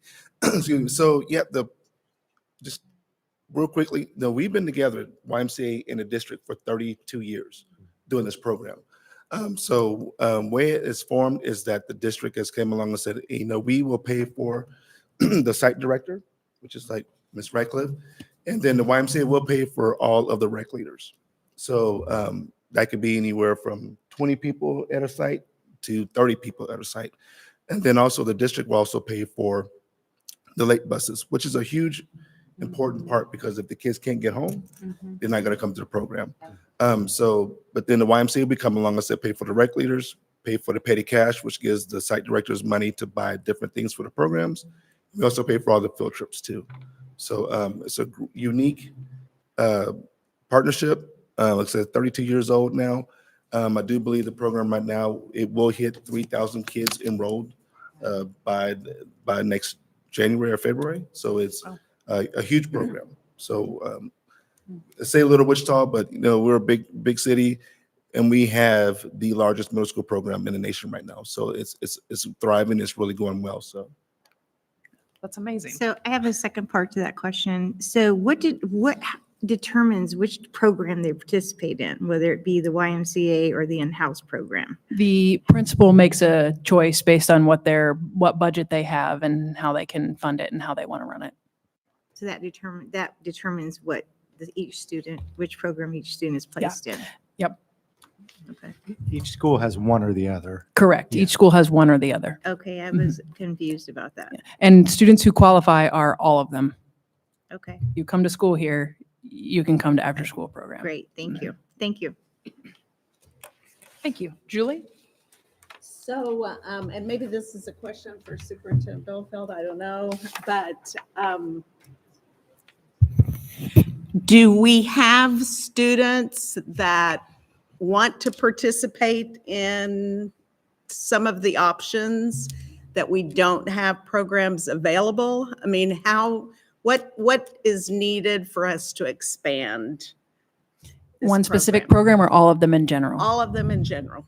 So after-school program, you want to come, you come. Athletics, it does depend on the sport. So I'll give you an example. Volleyball is a cut sport, which means there are cuts. You can only have so many kids on the team. You can only have so many girls on the floor at a time. Cross country is not. So if 48 kids come out for cross country, you can have 48 kids cross country team. So athletics, it can depend. We do make some cuts for volleyball and basketball at the middle school level.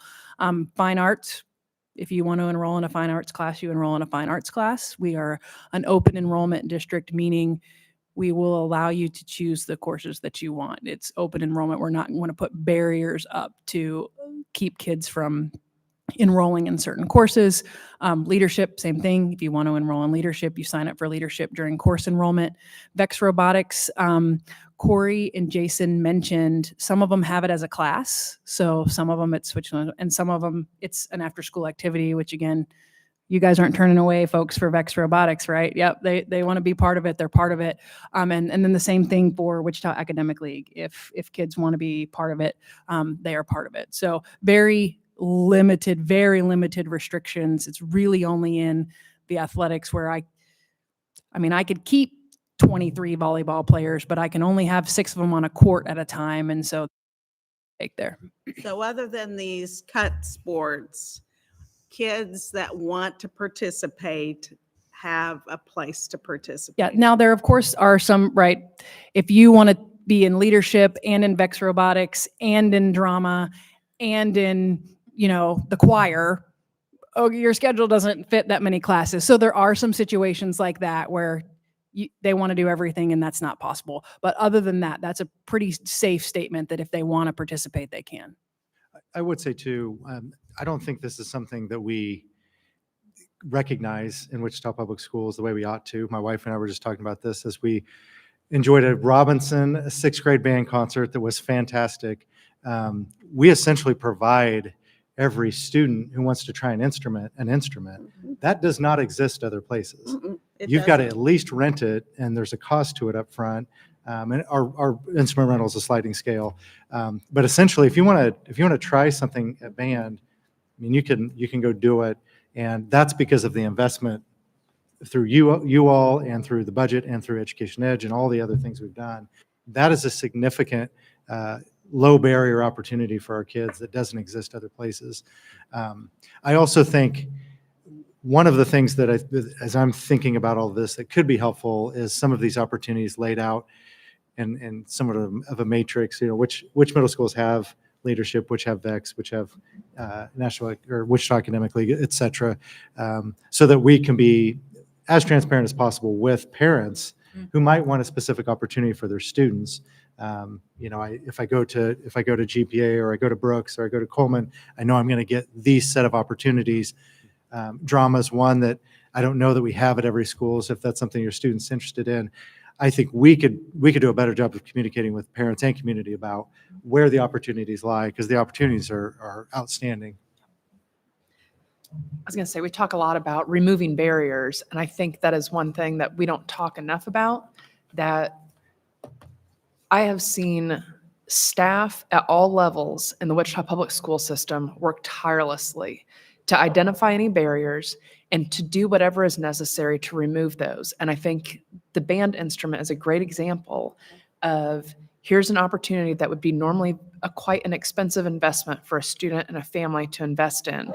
And we're going to let you try it out at sometimes absolutely no cost to these families to just try something out. And if you like it, great, we're going to continue on with that. And if you don't, try something else, and here's another opportunity.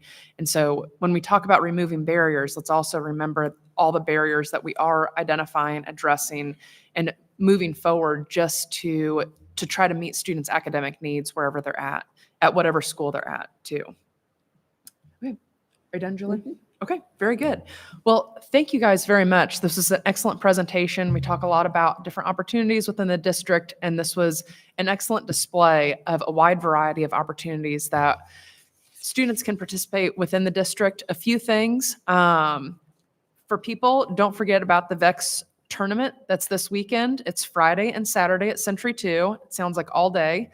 So people, I assume, can come and go and see that. Say what? Free to enter. So free entertainment for everybody during the days. If people have questions or need further information about any of these programs, they can visit our website at usd259.org. And I just want to say a special thank you, especially to our sponsors and partners with people like the YMCA. What you guys do day in and day out to meet students' needs and partner with us, it's pretty astounding. And to know that we've got the largest middle school program in the country, that's something that's shines a bright star on what we're doing and the collaboration between people within our community. And so thank you for sharing that with us tonight. And so continue doing the great and wonderful work that you guys are doing within the district. And thank you for your hard work and dedication. Like Kelly pointed out, the sacrifice that you guys make, not just you guys, but all of our staff across the district. So thank you guys very much, and enjoy.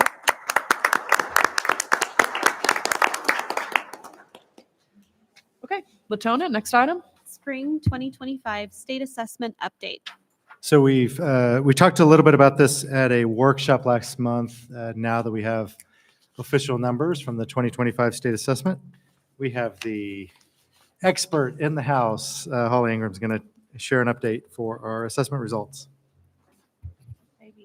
No pressure to follow up that presentation. I don't have an entourage. Next time, maybe.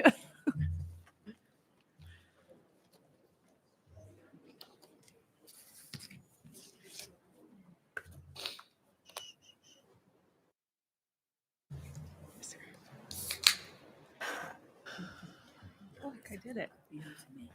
All right, good evening. I am Holly Ingram, Assistant Superintendent of Learning Services. We're going to go over the spring 2025 state assessment results that are now finalized. So part of the reason why we didn't give this sooner, we will touch on here shortly. So we're going to go over just general assessment information, some of the changes that were made with this year's state assessment, give you an update on the English language arts scores and the math scores. So some general information related to the state assessment. There are 40 to 50 questions on each of the assessments or points. And that difference is some questions could be worth multiple points, like a multiple part question versus 40 individual or 50 individual questions. The state assessment is not adaptive. An adaptive assessment gives you a question. If you get it right, it gives you a slightly harder question. If you get it wrong, it's trying to find your level. State assessments are not adaptive. They are only giving questions at that grade level for that content area. There are, however, multiple forms. So if you're sitting next to each other, you can't peek over at your friend and see if you're taking the exact same question at that time. And students take the assessment in 2 sessions, and most students take on average about 90 minutes to take the assessment. So there were updated performance level indicators. adapted by KSDE this year that are here on the screen. The previous performance level indicators were more college and career focused, where these are based on knowledge of grade level standards and skills. It's also important to note that this is how we should use and describe scores. So when we're talking about the student's score, if they get a level 1, we should say they have a limited ability to demonstrate knowledge on that assessment at that grade level. So these to help us describe what students know and are able to do. The other key to know is that the assessments do not measure above grade level. Apparently I have automatic slide switches. Sorry about that. They don't measure above or below grade level standards. So if a student gets a level 4, it doesn't mean they are scoring above grade level. They're only tested at grade level. If they get a level 1, it doesn't mean they were tested. If they're taking the 3rd grade math assessment, it doesn't mean they were scoring on 2nd grade scores. They're on grade level questions and assessments. So keys to know about the assessment. In 2025, there was a new assessment, which resulted in new cut scores needing to be done. However, the standards remained the same. They did not change. It's just a new assessment with new blueprints, new test forms, new questions that were developed. And then the new cut scores were set this summer. And we've talked about this a little bit, but you've heard feedback about how the previous scores were misaligned to other student success measures, which resulted in some of this change. So previously, only 1 in 4 Kansas students were scoring at level 3 or 4, but more than half went on to succeed in college or career pathways. So that led to this adjustment. And as they developed the assessments and developed the cut scores, they aligned them to other measures like ACT, graduation, AP, dual credit, et cetera. So really took the time to make sure these scores better aligned with other ways we measure student outcomes. So here are the grade level performance for Wichita Public Schools from this spring on the ELA state assessment. So our students take it every year from grade 3 to grade 8. They take it once in high school in 10th grade. And then the bottom bar is our overall scores if you averaged all those grade levels for all of our students. So one thing to also point out, so even though the assessment changed, cut scores changed, scoring students at level 1, level 2, level 3, level 4, that stays the same. So there is a different metric in the background, but there's still those 4 levels. Here are the new assessment scores for the state of Kansas. So you previously saw how we performed in Wichita Public Schools. This is the performance across the state of Kansas on the ELA state assessment.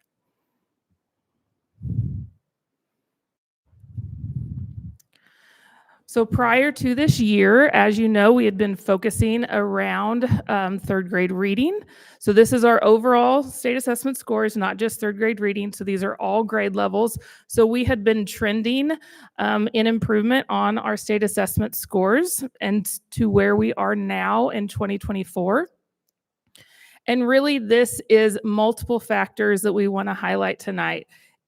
We have been focused on this. You've heard a lot of conversation around our early literacy screener scores. Amanda Sharshall and Justin Castle gave you guys that update. So that focus on those early literacy skills, the letters professional development we'll talk about just in a second. So the work our teachers are doing, leaders are doing, support staff are doing, plus our students are beginning to show that progress, and a better aligned assessment is giving us these overall results ultimately for a better future for all kids in the Wichita Public Schools.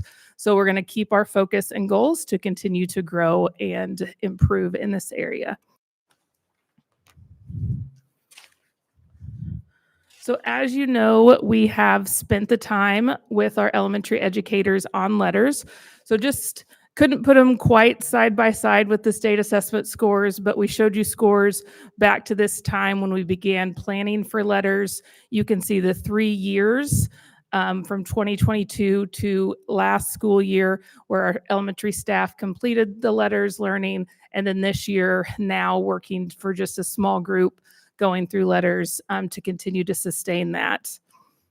And then additionally, that seal of literacy legislation was added in 2024, which requires all elementary educators, all elementary administrators, and a few other groups to have the seal of literacy. Letters is one way educators can get that. So thankfully, since we had been starting that work in Wichita Public Schools, a large number of our staff have been able to earn the seal of literacy on their teaching license, which they have to have in place by July of 2028. So now as we shift to math, this is our overall grade level performance for Wichita Public Schools from this spring. Again, the same grade levels take math every grade 3 through 8, once in high school in grade 10, and then you see the overall scores for Wichita Public Schools on that bottom line.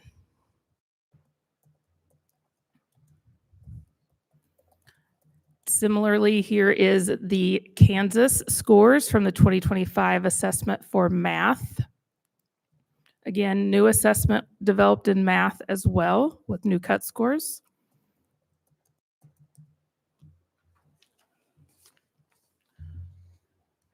So similarly, we have been trending with slight improvement in math. You'll always hear us talk about as our reading scores improve, math is going to come after that, because as we are better readers and comprehenders in reading, that lays out to all the other content areas. So as our reading scores improve, so have our math to where we are this year. So again, we have had that middle school focus in the strategic plan around the math goal. Our students have been growing in this area, the new assessment with new cut scores, and then ultimately showing improvement across the board. And we'll continue with those focus and goals this year and beyond, expecting to see the trend continue for both reading and math. That is the update. Not quite as exciting as middle school opportunities. What questions can I answer for you? I thought it was a great presentation, Holly. Thanks. So going to kind of the history of the cut scores, can you explain why the cut scores were not originally aligned? So the previous assessment had a different blueprint in the background. So different test items, different score range. I believe they ranged from 100 to 400 previously, and now they're from 300 to 700. So they brought in that. So previously in the assessment that was developed in 2015, so we had that assessment for 10 years.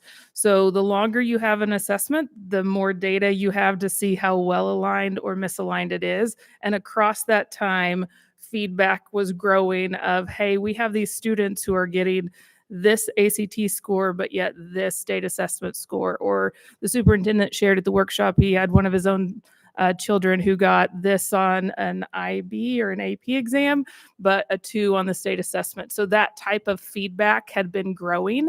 This state actually decided in 2019 they would do a new assessment. So this wasn't a quick decision. It's pretty common that states develop an assessment cycle, whether it's 7 to 10 years. So they had decided a while ago that they would have a new assessment, began testing items, developing the blueprint. You don't just make a new state assessment overnight. So there was a lot of time that went into that. So why they weren't well aligned, I really can't give you a great answer. There was just enough data to say, hey, this assessment and these cut scores aren't aligned with other measures. We need to adjust as we develop this new assessment. Okay, very good. Hazel? Yes, I was wondering, you were talking about our growth rate. Is our growth rate moving as we expected? And how do we predict what the growth rate will be? And with the implementation of letters in the new math program, people want things to happen overnight, and I know that that's not realistic, but how do you determine the growth rate and prediction of that? I think if we could do that, we could better predict where we will be this next year. It's especially difficult this year with the new assessment. Like, we can't really compare 2025 to 2024. So I think after we have 2 years on this different assessment with different cut scores, we'll be able to see a more predictable, like, how much growth should we expect from year to year. But there are a lot of other factors that go into test scores than just numbers, right? The students, what happened that morning they took the assessment, how many snow days have we had and lost instructional time. So there's a lot of factors that come into play. But given that we can look at trends across the last few years and see that we are improving and know the efforts that we are narrowly focused on, we can predict and expect to continue to improve. How much is a little harder, especially being in 2 different assessments with just this first year on the new assessment. I think after we see 2026, then we may be able to have a little bit more expected increase after we've seen a couple years on it. Okay, all right, good, thank you. Yeah. Okay, and Holly, if we can go back to slide number 11 on the history of letters. Mhm. And I know you and I have been over this. Yeah. Many times. We went over this at the workshop on Friday. And so, but for the audience listening, can you please just kind of go over in more detailed how letters was implemented from the district, the professional development time that we used for staff, how that was implemented, when the completion, how long it takes to complete letters, the 2 different volumes, and where we are today. Yeah. So actually, prior to the first year shown on the slide, we as a district had been doing a very small cohort, I'm going to say 50 to 70 a year, going through letters. We knew it was good learning, that there was shift nationally happening around science of reading. Then we got this infusion of money with ESSER. So we knew that this was learning that we could provide and should provide all our elementary educators. So from 2022 through last school year, our elementary staff have essentially used, I can't say 100%, but the majority of their during the day professional learning plus in-service time to get through letters.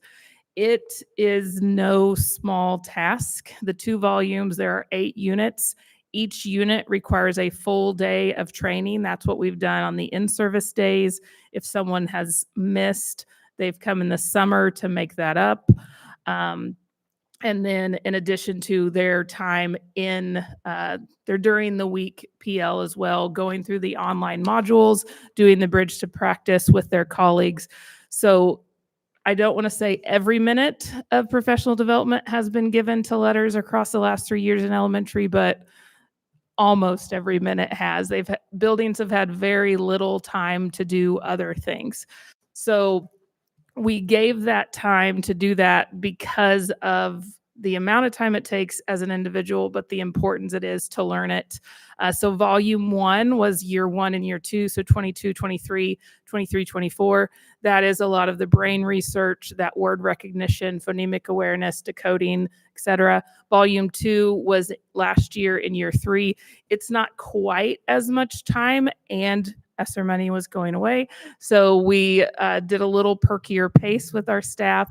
So volume 2 goes through comprehension as well as assessment, ways to assess, how to utilize assessments and screeners, things like that.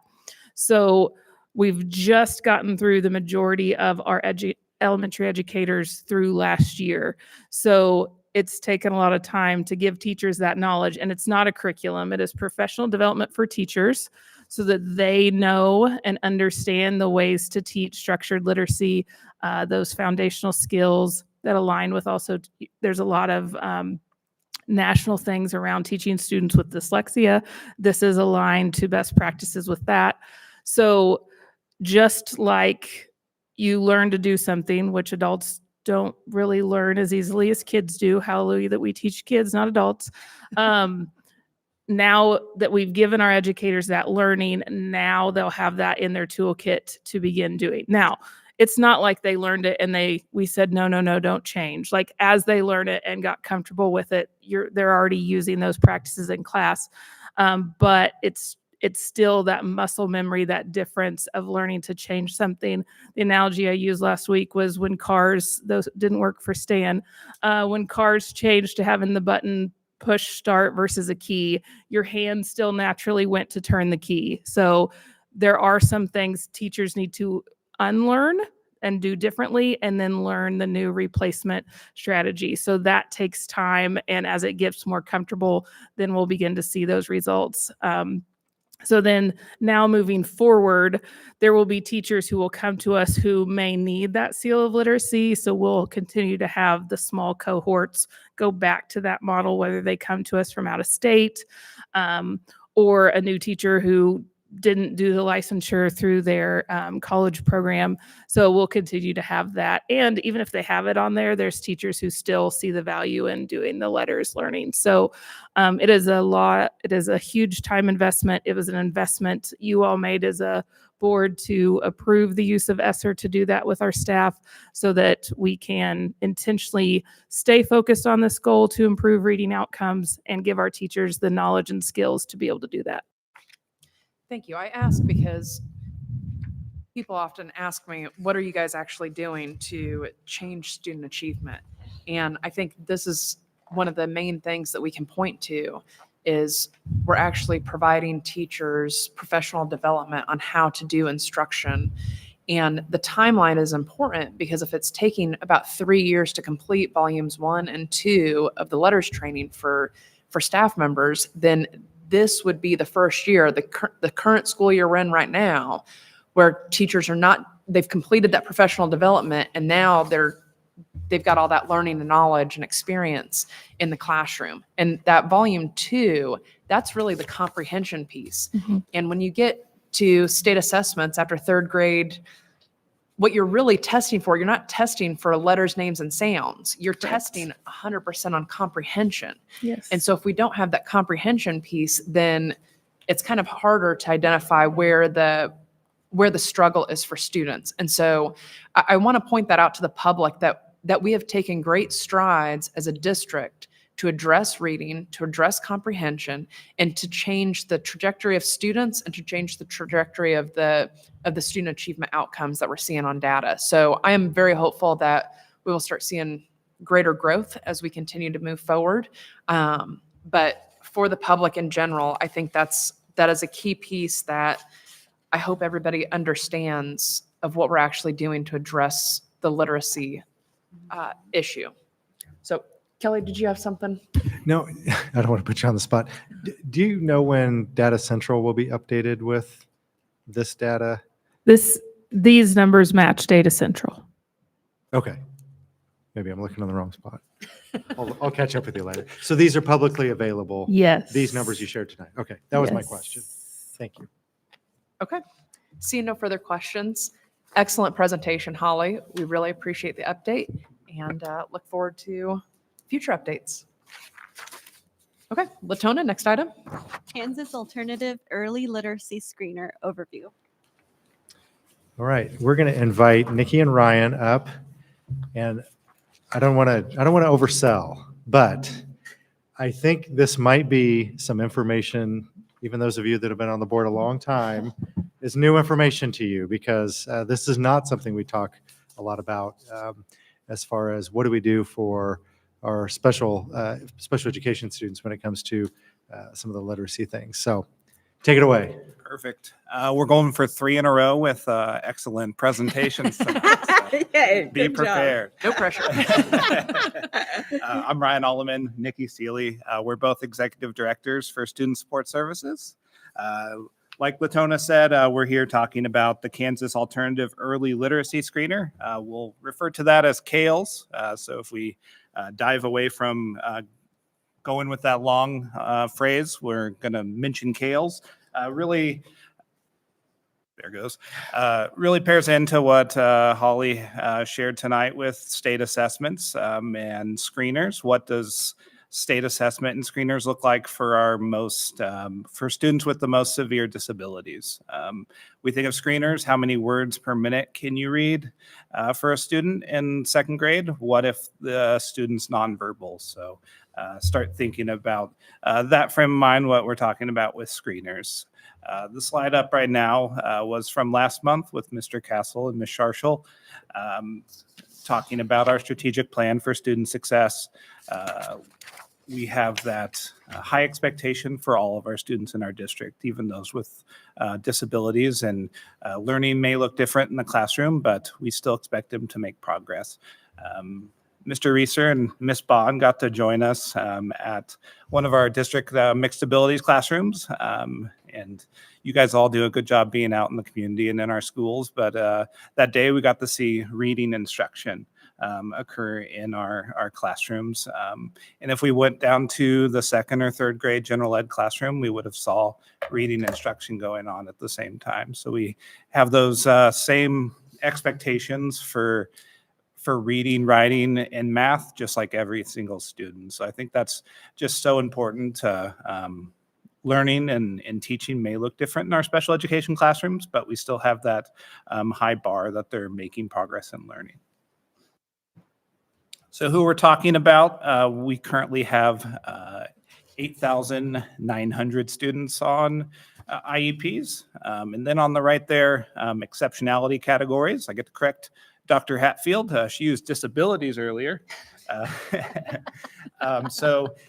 Disabilities is everything except for gifted. Exceptionalities is going to be the 13 disabilities that's identified in IDEA federally, and then Kansas does see gifted as well. Gifted is about 2% of our students in our district.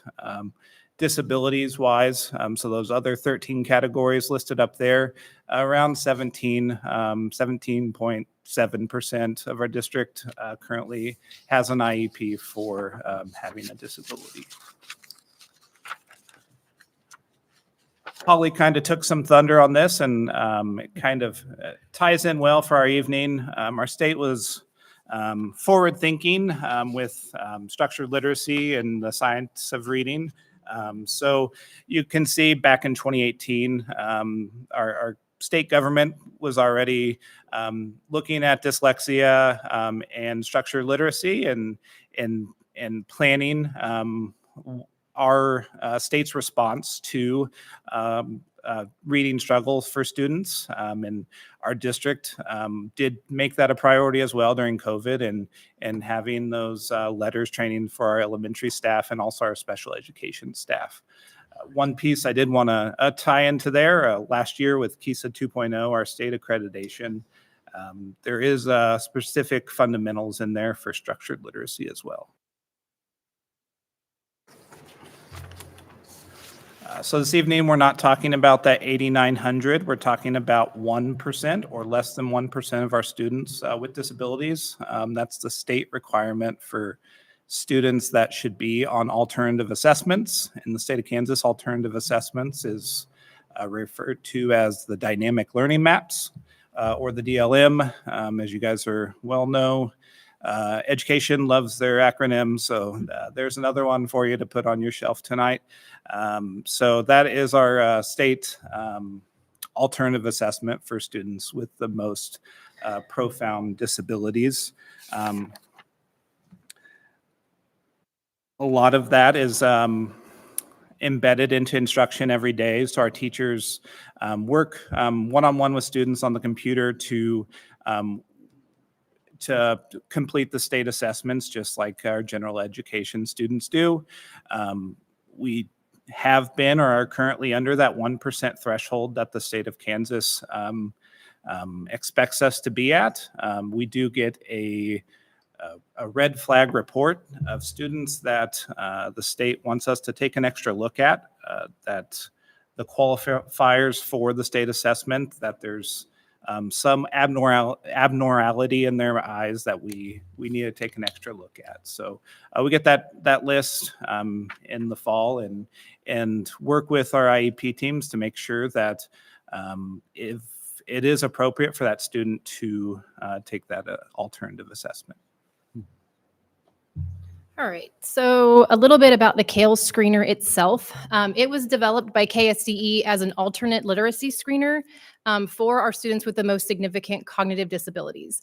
On one of Ryan's previous slides, if you were to go back, you won't see most significant cognitive disability, but it is used as a designation for specifically for state testing in our state to determine which kids will have access to the DLM, which in turn then provides them access to CALES. So CALES was created by the state. It is only for K through third grade students. So it is that screener for K through third grade. If a student does not take the CALES, they do take the FastBridge. So it is one or the other. So we don't have kids that are missing out. If they don't qualify for the DLM or the CALES, they would then take the FastBridge.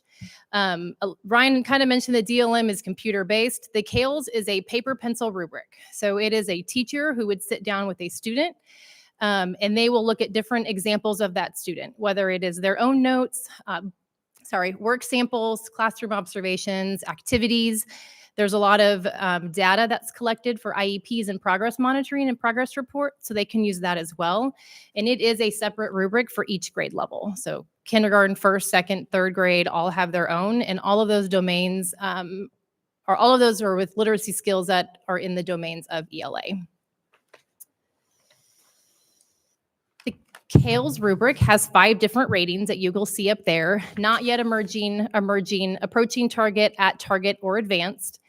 If on the rubric, the student scores a 1 through a 3, there is an extra diagnostic that is needed. And that diagnostic really tries to pinpoint exactly where that kid might be missing. And then we can design the intervention and the instruction based on that. If they score a 4 or a 5, it means we're doing pretty good. We just need to keep doing what we are doing. Let's see. So up there, when we're talking about CALES, we're talking about only the students who qualify for DLM. So if we only have 1% of our students who qualify for the DLM, CALES is only K through third grade. It's a much, much, much smaller amount. So up in front of you there is the data information from last spring, the students who access to CALES, and then in the fall. It's important to note that the DLM is something that is discussed and reviewed at every IEP meeting. So it is a moving target. It is not the same every single year. It really just depends on where that student is at for that year. So that's where our numbers are going to be different every single year. But again, if a third grade student didn't take the CALES, they should have taken the FastBridge. And because everybody loves pictures of our beautiful children, this is some examples of a teacher who was giving the CALES rubric. So up there, you will see a few different things. We have kids working on a variety of different activities. Some of them are independent. Some of them are with the teacher. Some students are using paper pencil. Some are using technology. So it's really about meeting the kid where they're at, and then trying to determine where they fall on that CALES screener. So with that is the end of our presentation, and we'll take any questions. Yeah, I'd just like to say thank you. We intentionally wanted to lift up every student, right? I mean, that's part of why we invited you guys to do this presentation. These are students that are just as important in our system as any other student. But one we don't typically talk about a lot. So I appreciate the insight. I learned something. Maybe it was me that was going to learn something tonight. The board probably knew all about this, but thank you for being an advocate for our kids and for sharing this information. Very good. Thank you, Kelly. Stan? Thank you. Thank you for this presentation. 3 for 3. Good job. You did it. Steal my thunder, man. We were following up after our visit with the mixed abilities classroom in the Colum that Miss Bond and I were at. And I want to make sure I'm clarified on the numbers, because you threw out the numbers of total IEPs, but the actual number of people in mixed ability classes is 985. Is that correct? About a little under 1,000? Oh, 995. Yeah, that's probably more accurate. Yeah. So those others, however many students, 7,900 students are served not through a mixed abilities program. So Right. More inclusion, or one of our day schools. Still takes a huge amount of resources and time. Correct. Okay. And then let me congratulate you, if my understanding is correctly, our graduation rate among our disability community is almost 82%, 81.9. Can I, for the graduating class of 2024? Yes. Yes, and hopefully, or it will be higher this year. And then, well, I think you should be very proud of that 82%. That's pretty amazing. I mean, I guess my question really is, we are expecting growth in this area, correct? Yep. And that is, are people moving and coming because we have the programs to help their children? Or are there just more children with disabilities? What is the growth attributed to? Right. I think it's some of both. I think families and students with disabilities are sticking around Wichita with the amount of resources we have. And there's resources outside of the public schools as well. For their, Sure, yeah. but outside district like Mays or Andover, they could receive some of those in Wichita supports. But talking educationally, we have a lot more resource than our districts around us or across the state. Well, again, I only bring this up because this is for my colleagues. Again, this is going to be an area of our budget. We're going to have to keep attracting people into these fields. We're going to have to keep attracting paras into this field. And if this area continues to grow, and we're going to serve everyone, we're going to make an honest effort. And I love how you started the presentation by saying we expect improvement with them just as much as we do with our so-called regular kids. So this is something that we're going to have to probably put some more resources into the future, and to keep making our chief financial officer nervous about we're out of the budget season now. So now got all these great ideas about what all we're going to need to spend money on. But this is one area that is going to demand the attention of the BOE in the future. Absolutely. Thank you, Stan. Kathy? Thank you for this presentation. Ryan, I really enjoyed the tour at McCollum that we're referring to go down a whole hallway of mixed abilities and know that these students are being cared for and their needs are being met where they are. I did pick up a class and I taught mixed abilities down in Derby. And it's the first class of that type in that school that I was at. And Superintendent Beal, I almost forgot your name. I'm sorry. He asked me how it went. And I said, yeah, actually, I please don't misunderstand this. But as an educator with third graders, it was a whole lot different being in a mixed abilities class.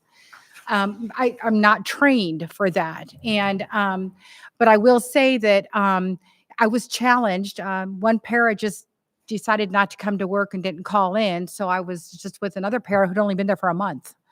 And it was challenging. It opened my eyes to a different perspective of what our educators endure, what they have to know, how to de-escalate a behavior that this child might not even understand what's going on because of their mixed ability. So, I mean, I'm going to say, Stan, you're right. This is going to be something that the Board of Education is going to need to address. And I even think that the educators need to be paid a little bit more who are in these mixed abilities classes, because there is more than every educator is important. I would love to see every educator make a lot of money, more than what they're getting paid now. But these teachers with mixed abilities go beyond, and their own training goes beyond what other educators have to learn to do this. So I'm so grateful that 259 has got McCollum, and I would in the future love to visit other classrooms that have these mixed ability classes. I would just love to see classrooms in every one of our buildings that could have a mixed abilities, or even just have a building that's just mixed abilities building, just one central location where all the resources are right there in that building. Wouldn't that be nice? Anyway, thank you so much. And yeah, it's eye-opening. I would encourage every board member to go and spend an entire day in a mixed abilities classroom. So thank you. Thanks. Thank you, Kathy.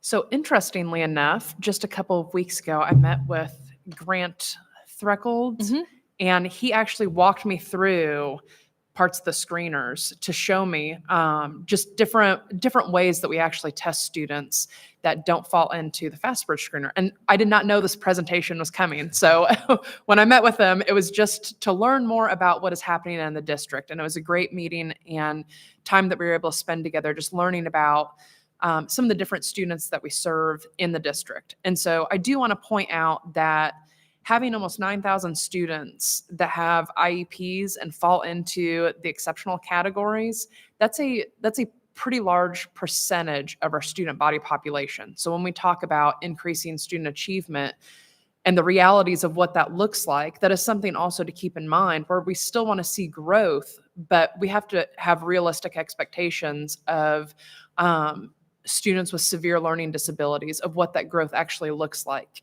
It's going to look different than other students, and that's okay.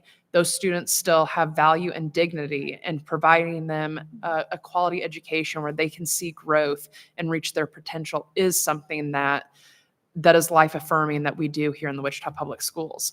One of the things that I appreciated you guys also highlighting in your presentation, which it was an excellent presentation. Stan did steal a little bit of my thunder on that, but is also the dyslexia screeners. And I've shared from the board table multiple times now that I am actually a dyslexic learner. And so I understand what that looks like in the classroom and how that feels, and how those students feel inside that classroom. That was me. And so to have the screeners, but then also to couple that with the letters training, which is that structured literacy, which actually teaches all students in a way that dyslexics also learn. So it's not an actual specialty thing for the dyslexics. You're teaching the dyslexic students in your classroom how to learn, and that helps all students in that classroom. But I do appreciate that we are starting to screen for that the state of Kansas has recognized that, because we know statistically that about 20% of our population is about dyslexic, and that is kind of a scale like a lot of other challenges that are presented with people. There's severe dyslexia, and then there's some of us that just struggle with certain aspects of it. But to have our teachers educated in ways that can help dyslexic students, whether they're identified or not, is something that is a very personal aspect for me. So thank you guys very much for your excellent presentation this evening. And so seeing no further questions from the board, thank you guys very much. Appreciate you.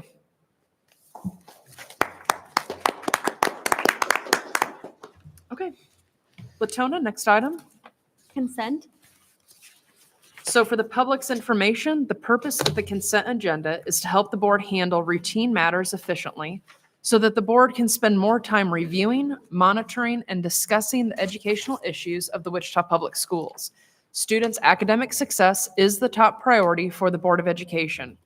Board members review these items in detail during the agenda review workshops held at 10:30 a.m. on the Fridays prior to each regular board meeting here at the AMAC building. These workshops are open to the public, but no action is taken. The workshop is for discussion and questions only, and your presence is always welcome. And I will say, when we have holidays in that mix, for example, later on this month, the Friday before the December 1st board meeting is the Friday after Thanksgiving. So we will meet the Friday prior to that. So when there's a holiday in that month, please check the website, and we'll post the date of when that workshop is. So with that being stated, is there a motion to approve the consent agenda items? I'll make a motion to approve the consent agenda. I'll second. Motion made by Kathy, seconded by Knock. And I think we're getting our voting.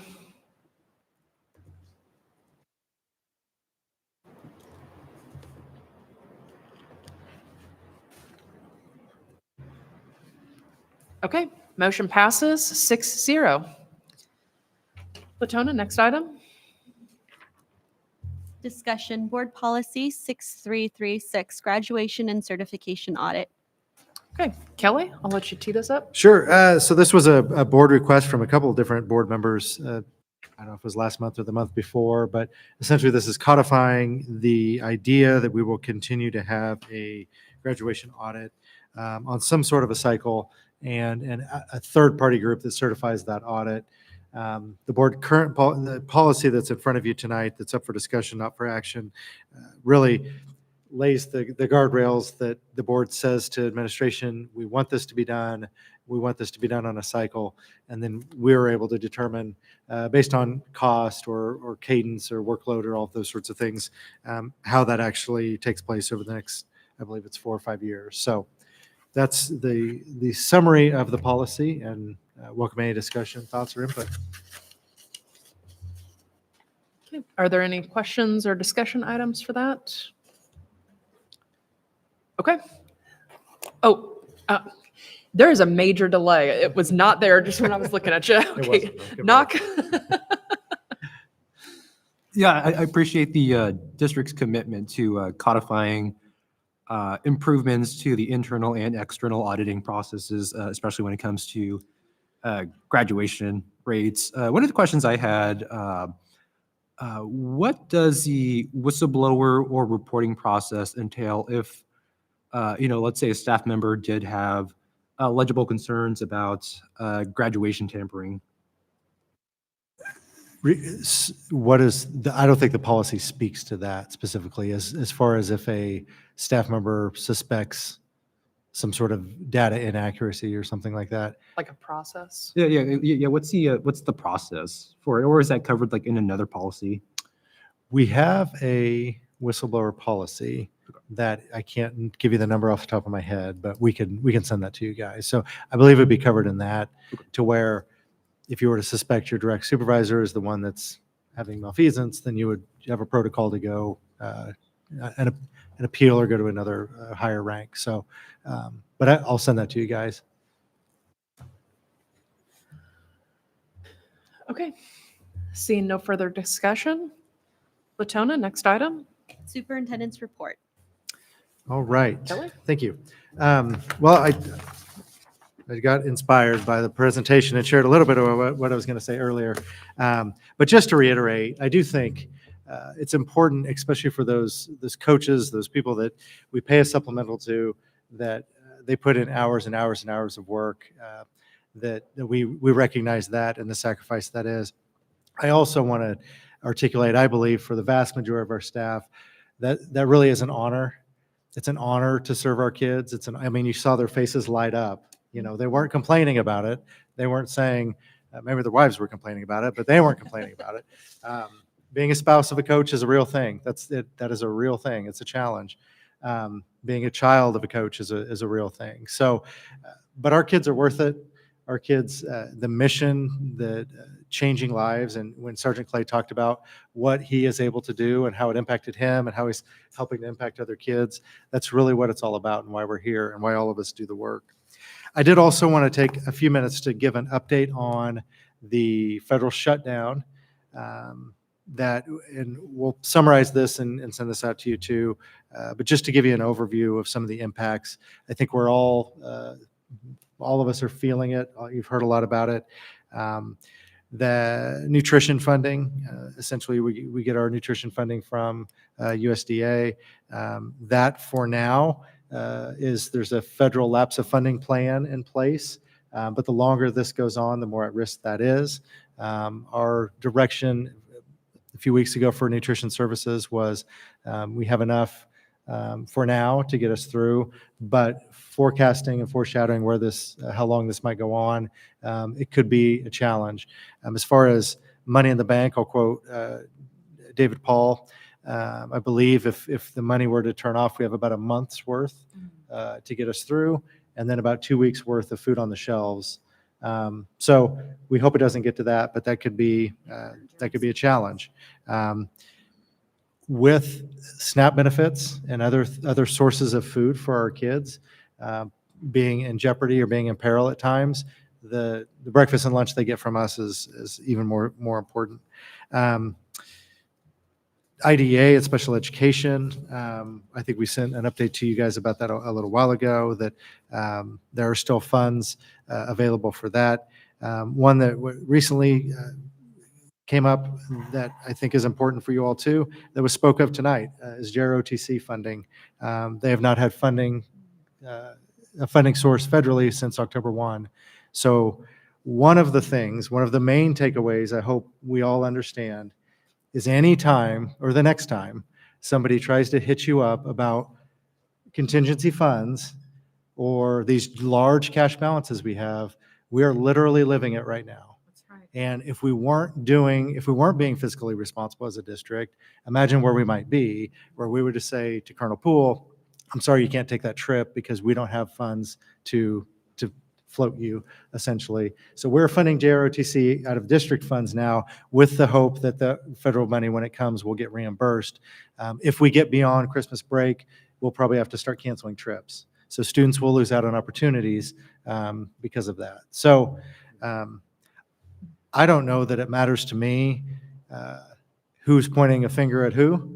I think it matters to me if the problem gets solved. That's right. And everybody who's pointing a finger is part of the solution, whether they have an R by their name or a D by their name. This is impacting lives and kids and opportunities, and I hope we can get something figured out. So, like I said, I'll summarize all of that, but I did want to share. It's been on a lot of people's minds, and there's a couple other areas that are smaller but are impacted too. That essentially federal government interaction with us right now is essentially zero because most of the employees are furloughed and not working. So I think that's, the other thing I wanted to share, that in context of what Holly shared, I wasn't planning on sharing this, but I think it's important. You guys are asked every year how long you believe it will take for us to get to 50% 3s and 4s on the state assessment. And we've set that number as 2030. In 21-22, when a lot of you guys first joined the board, we were at 18% 3s and 4s and ELA. So we were 32% away from that 50%. Today, in 2025, we're 21% away.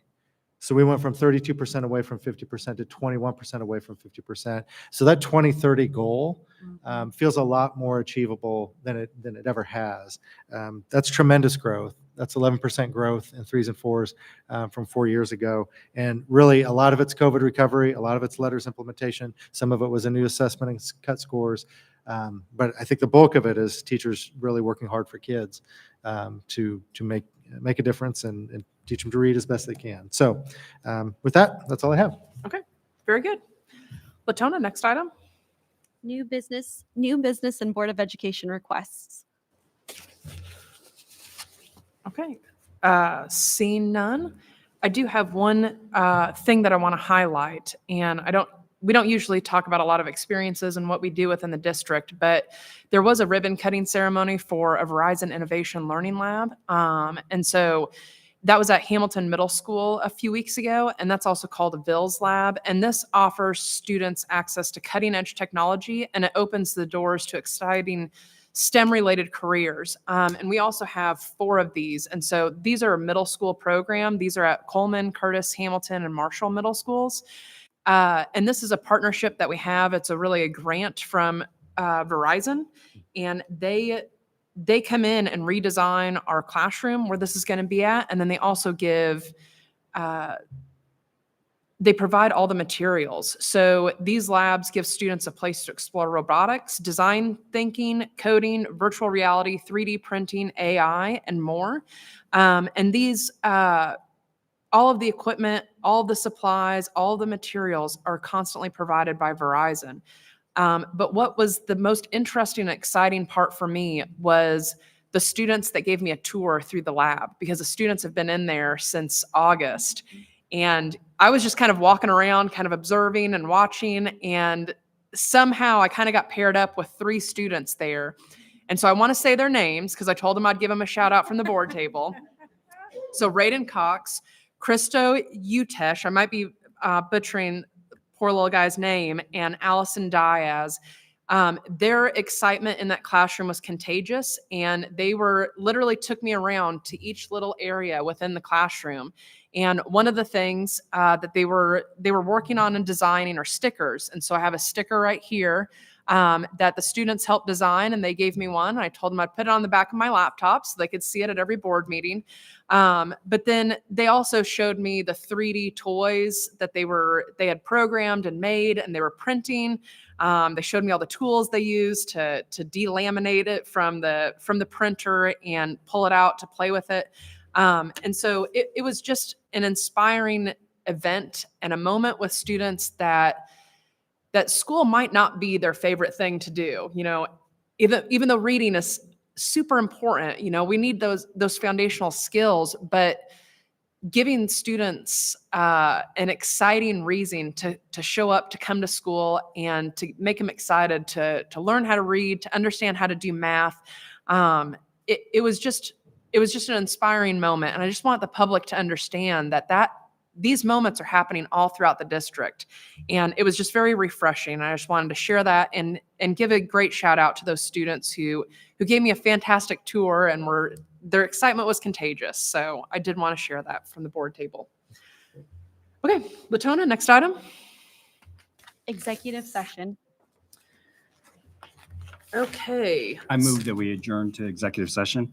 Oh, do you have to read that first? I do have here, if you want to read it. No, Sam. go ahead. Go ahead. I move that the board go into executive session for the purpose of discussing matters relating to actions adversely or favorably affecting student for 20 minutes. The executive session will include all the board members present and General Counsel Dan Lawrence, Superintendent Kelly Bielefeld, and Board Clerk Latona Hoyt. The open meeting will resume here in the boardroom at 3:50. Second. Or, sorry. I'm dyslexic, so 8:50.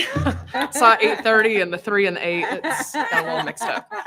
I second. Okay, motion made by Diane, seconded by Kathy. All in favor?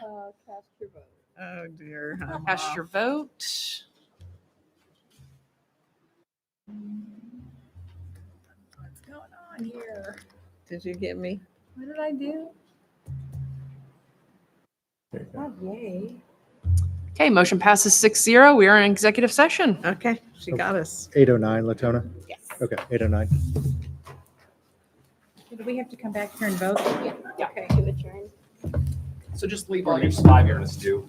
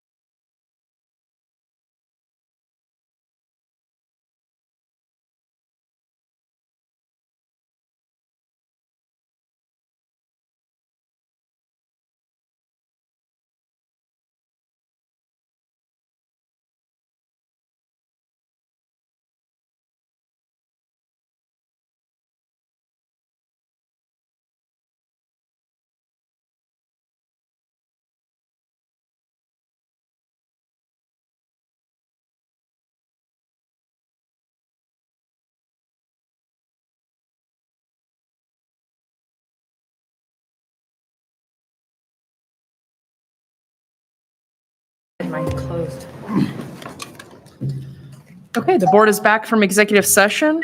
On October 27th, 2025 at 1 PM, an appeal hearing was held regarding a ninth grade student from Heights High School. I move that the board uphold but modify the findings of the hearing officer. I second. Motion made by Diane, seconded by Kathy.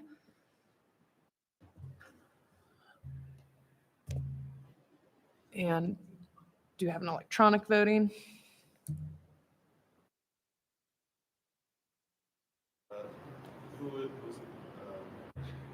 Oh, motion made by Diane, seconded by Kathy.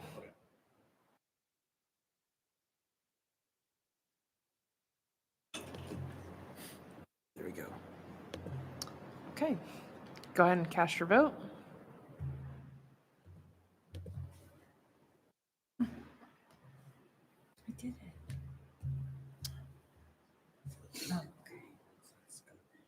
Okay, motion pass 6-0. On October 30th, 2025 at noon, an appeal hearing was held regarding a ninth grade student from Heights High School.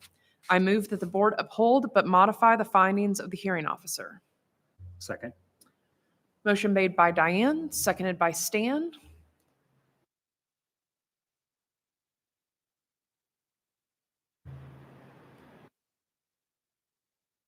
And go ahead and cast your vote.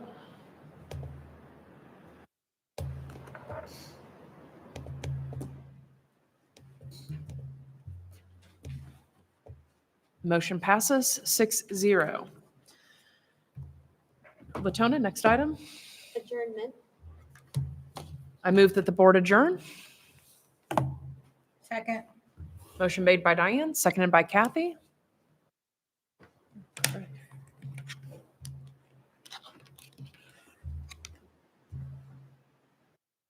a lot faster with the hand raising. Go ahead and cast your vote.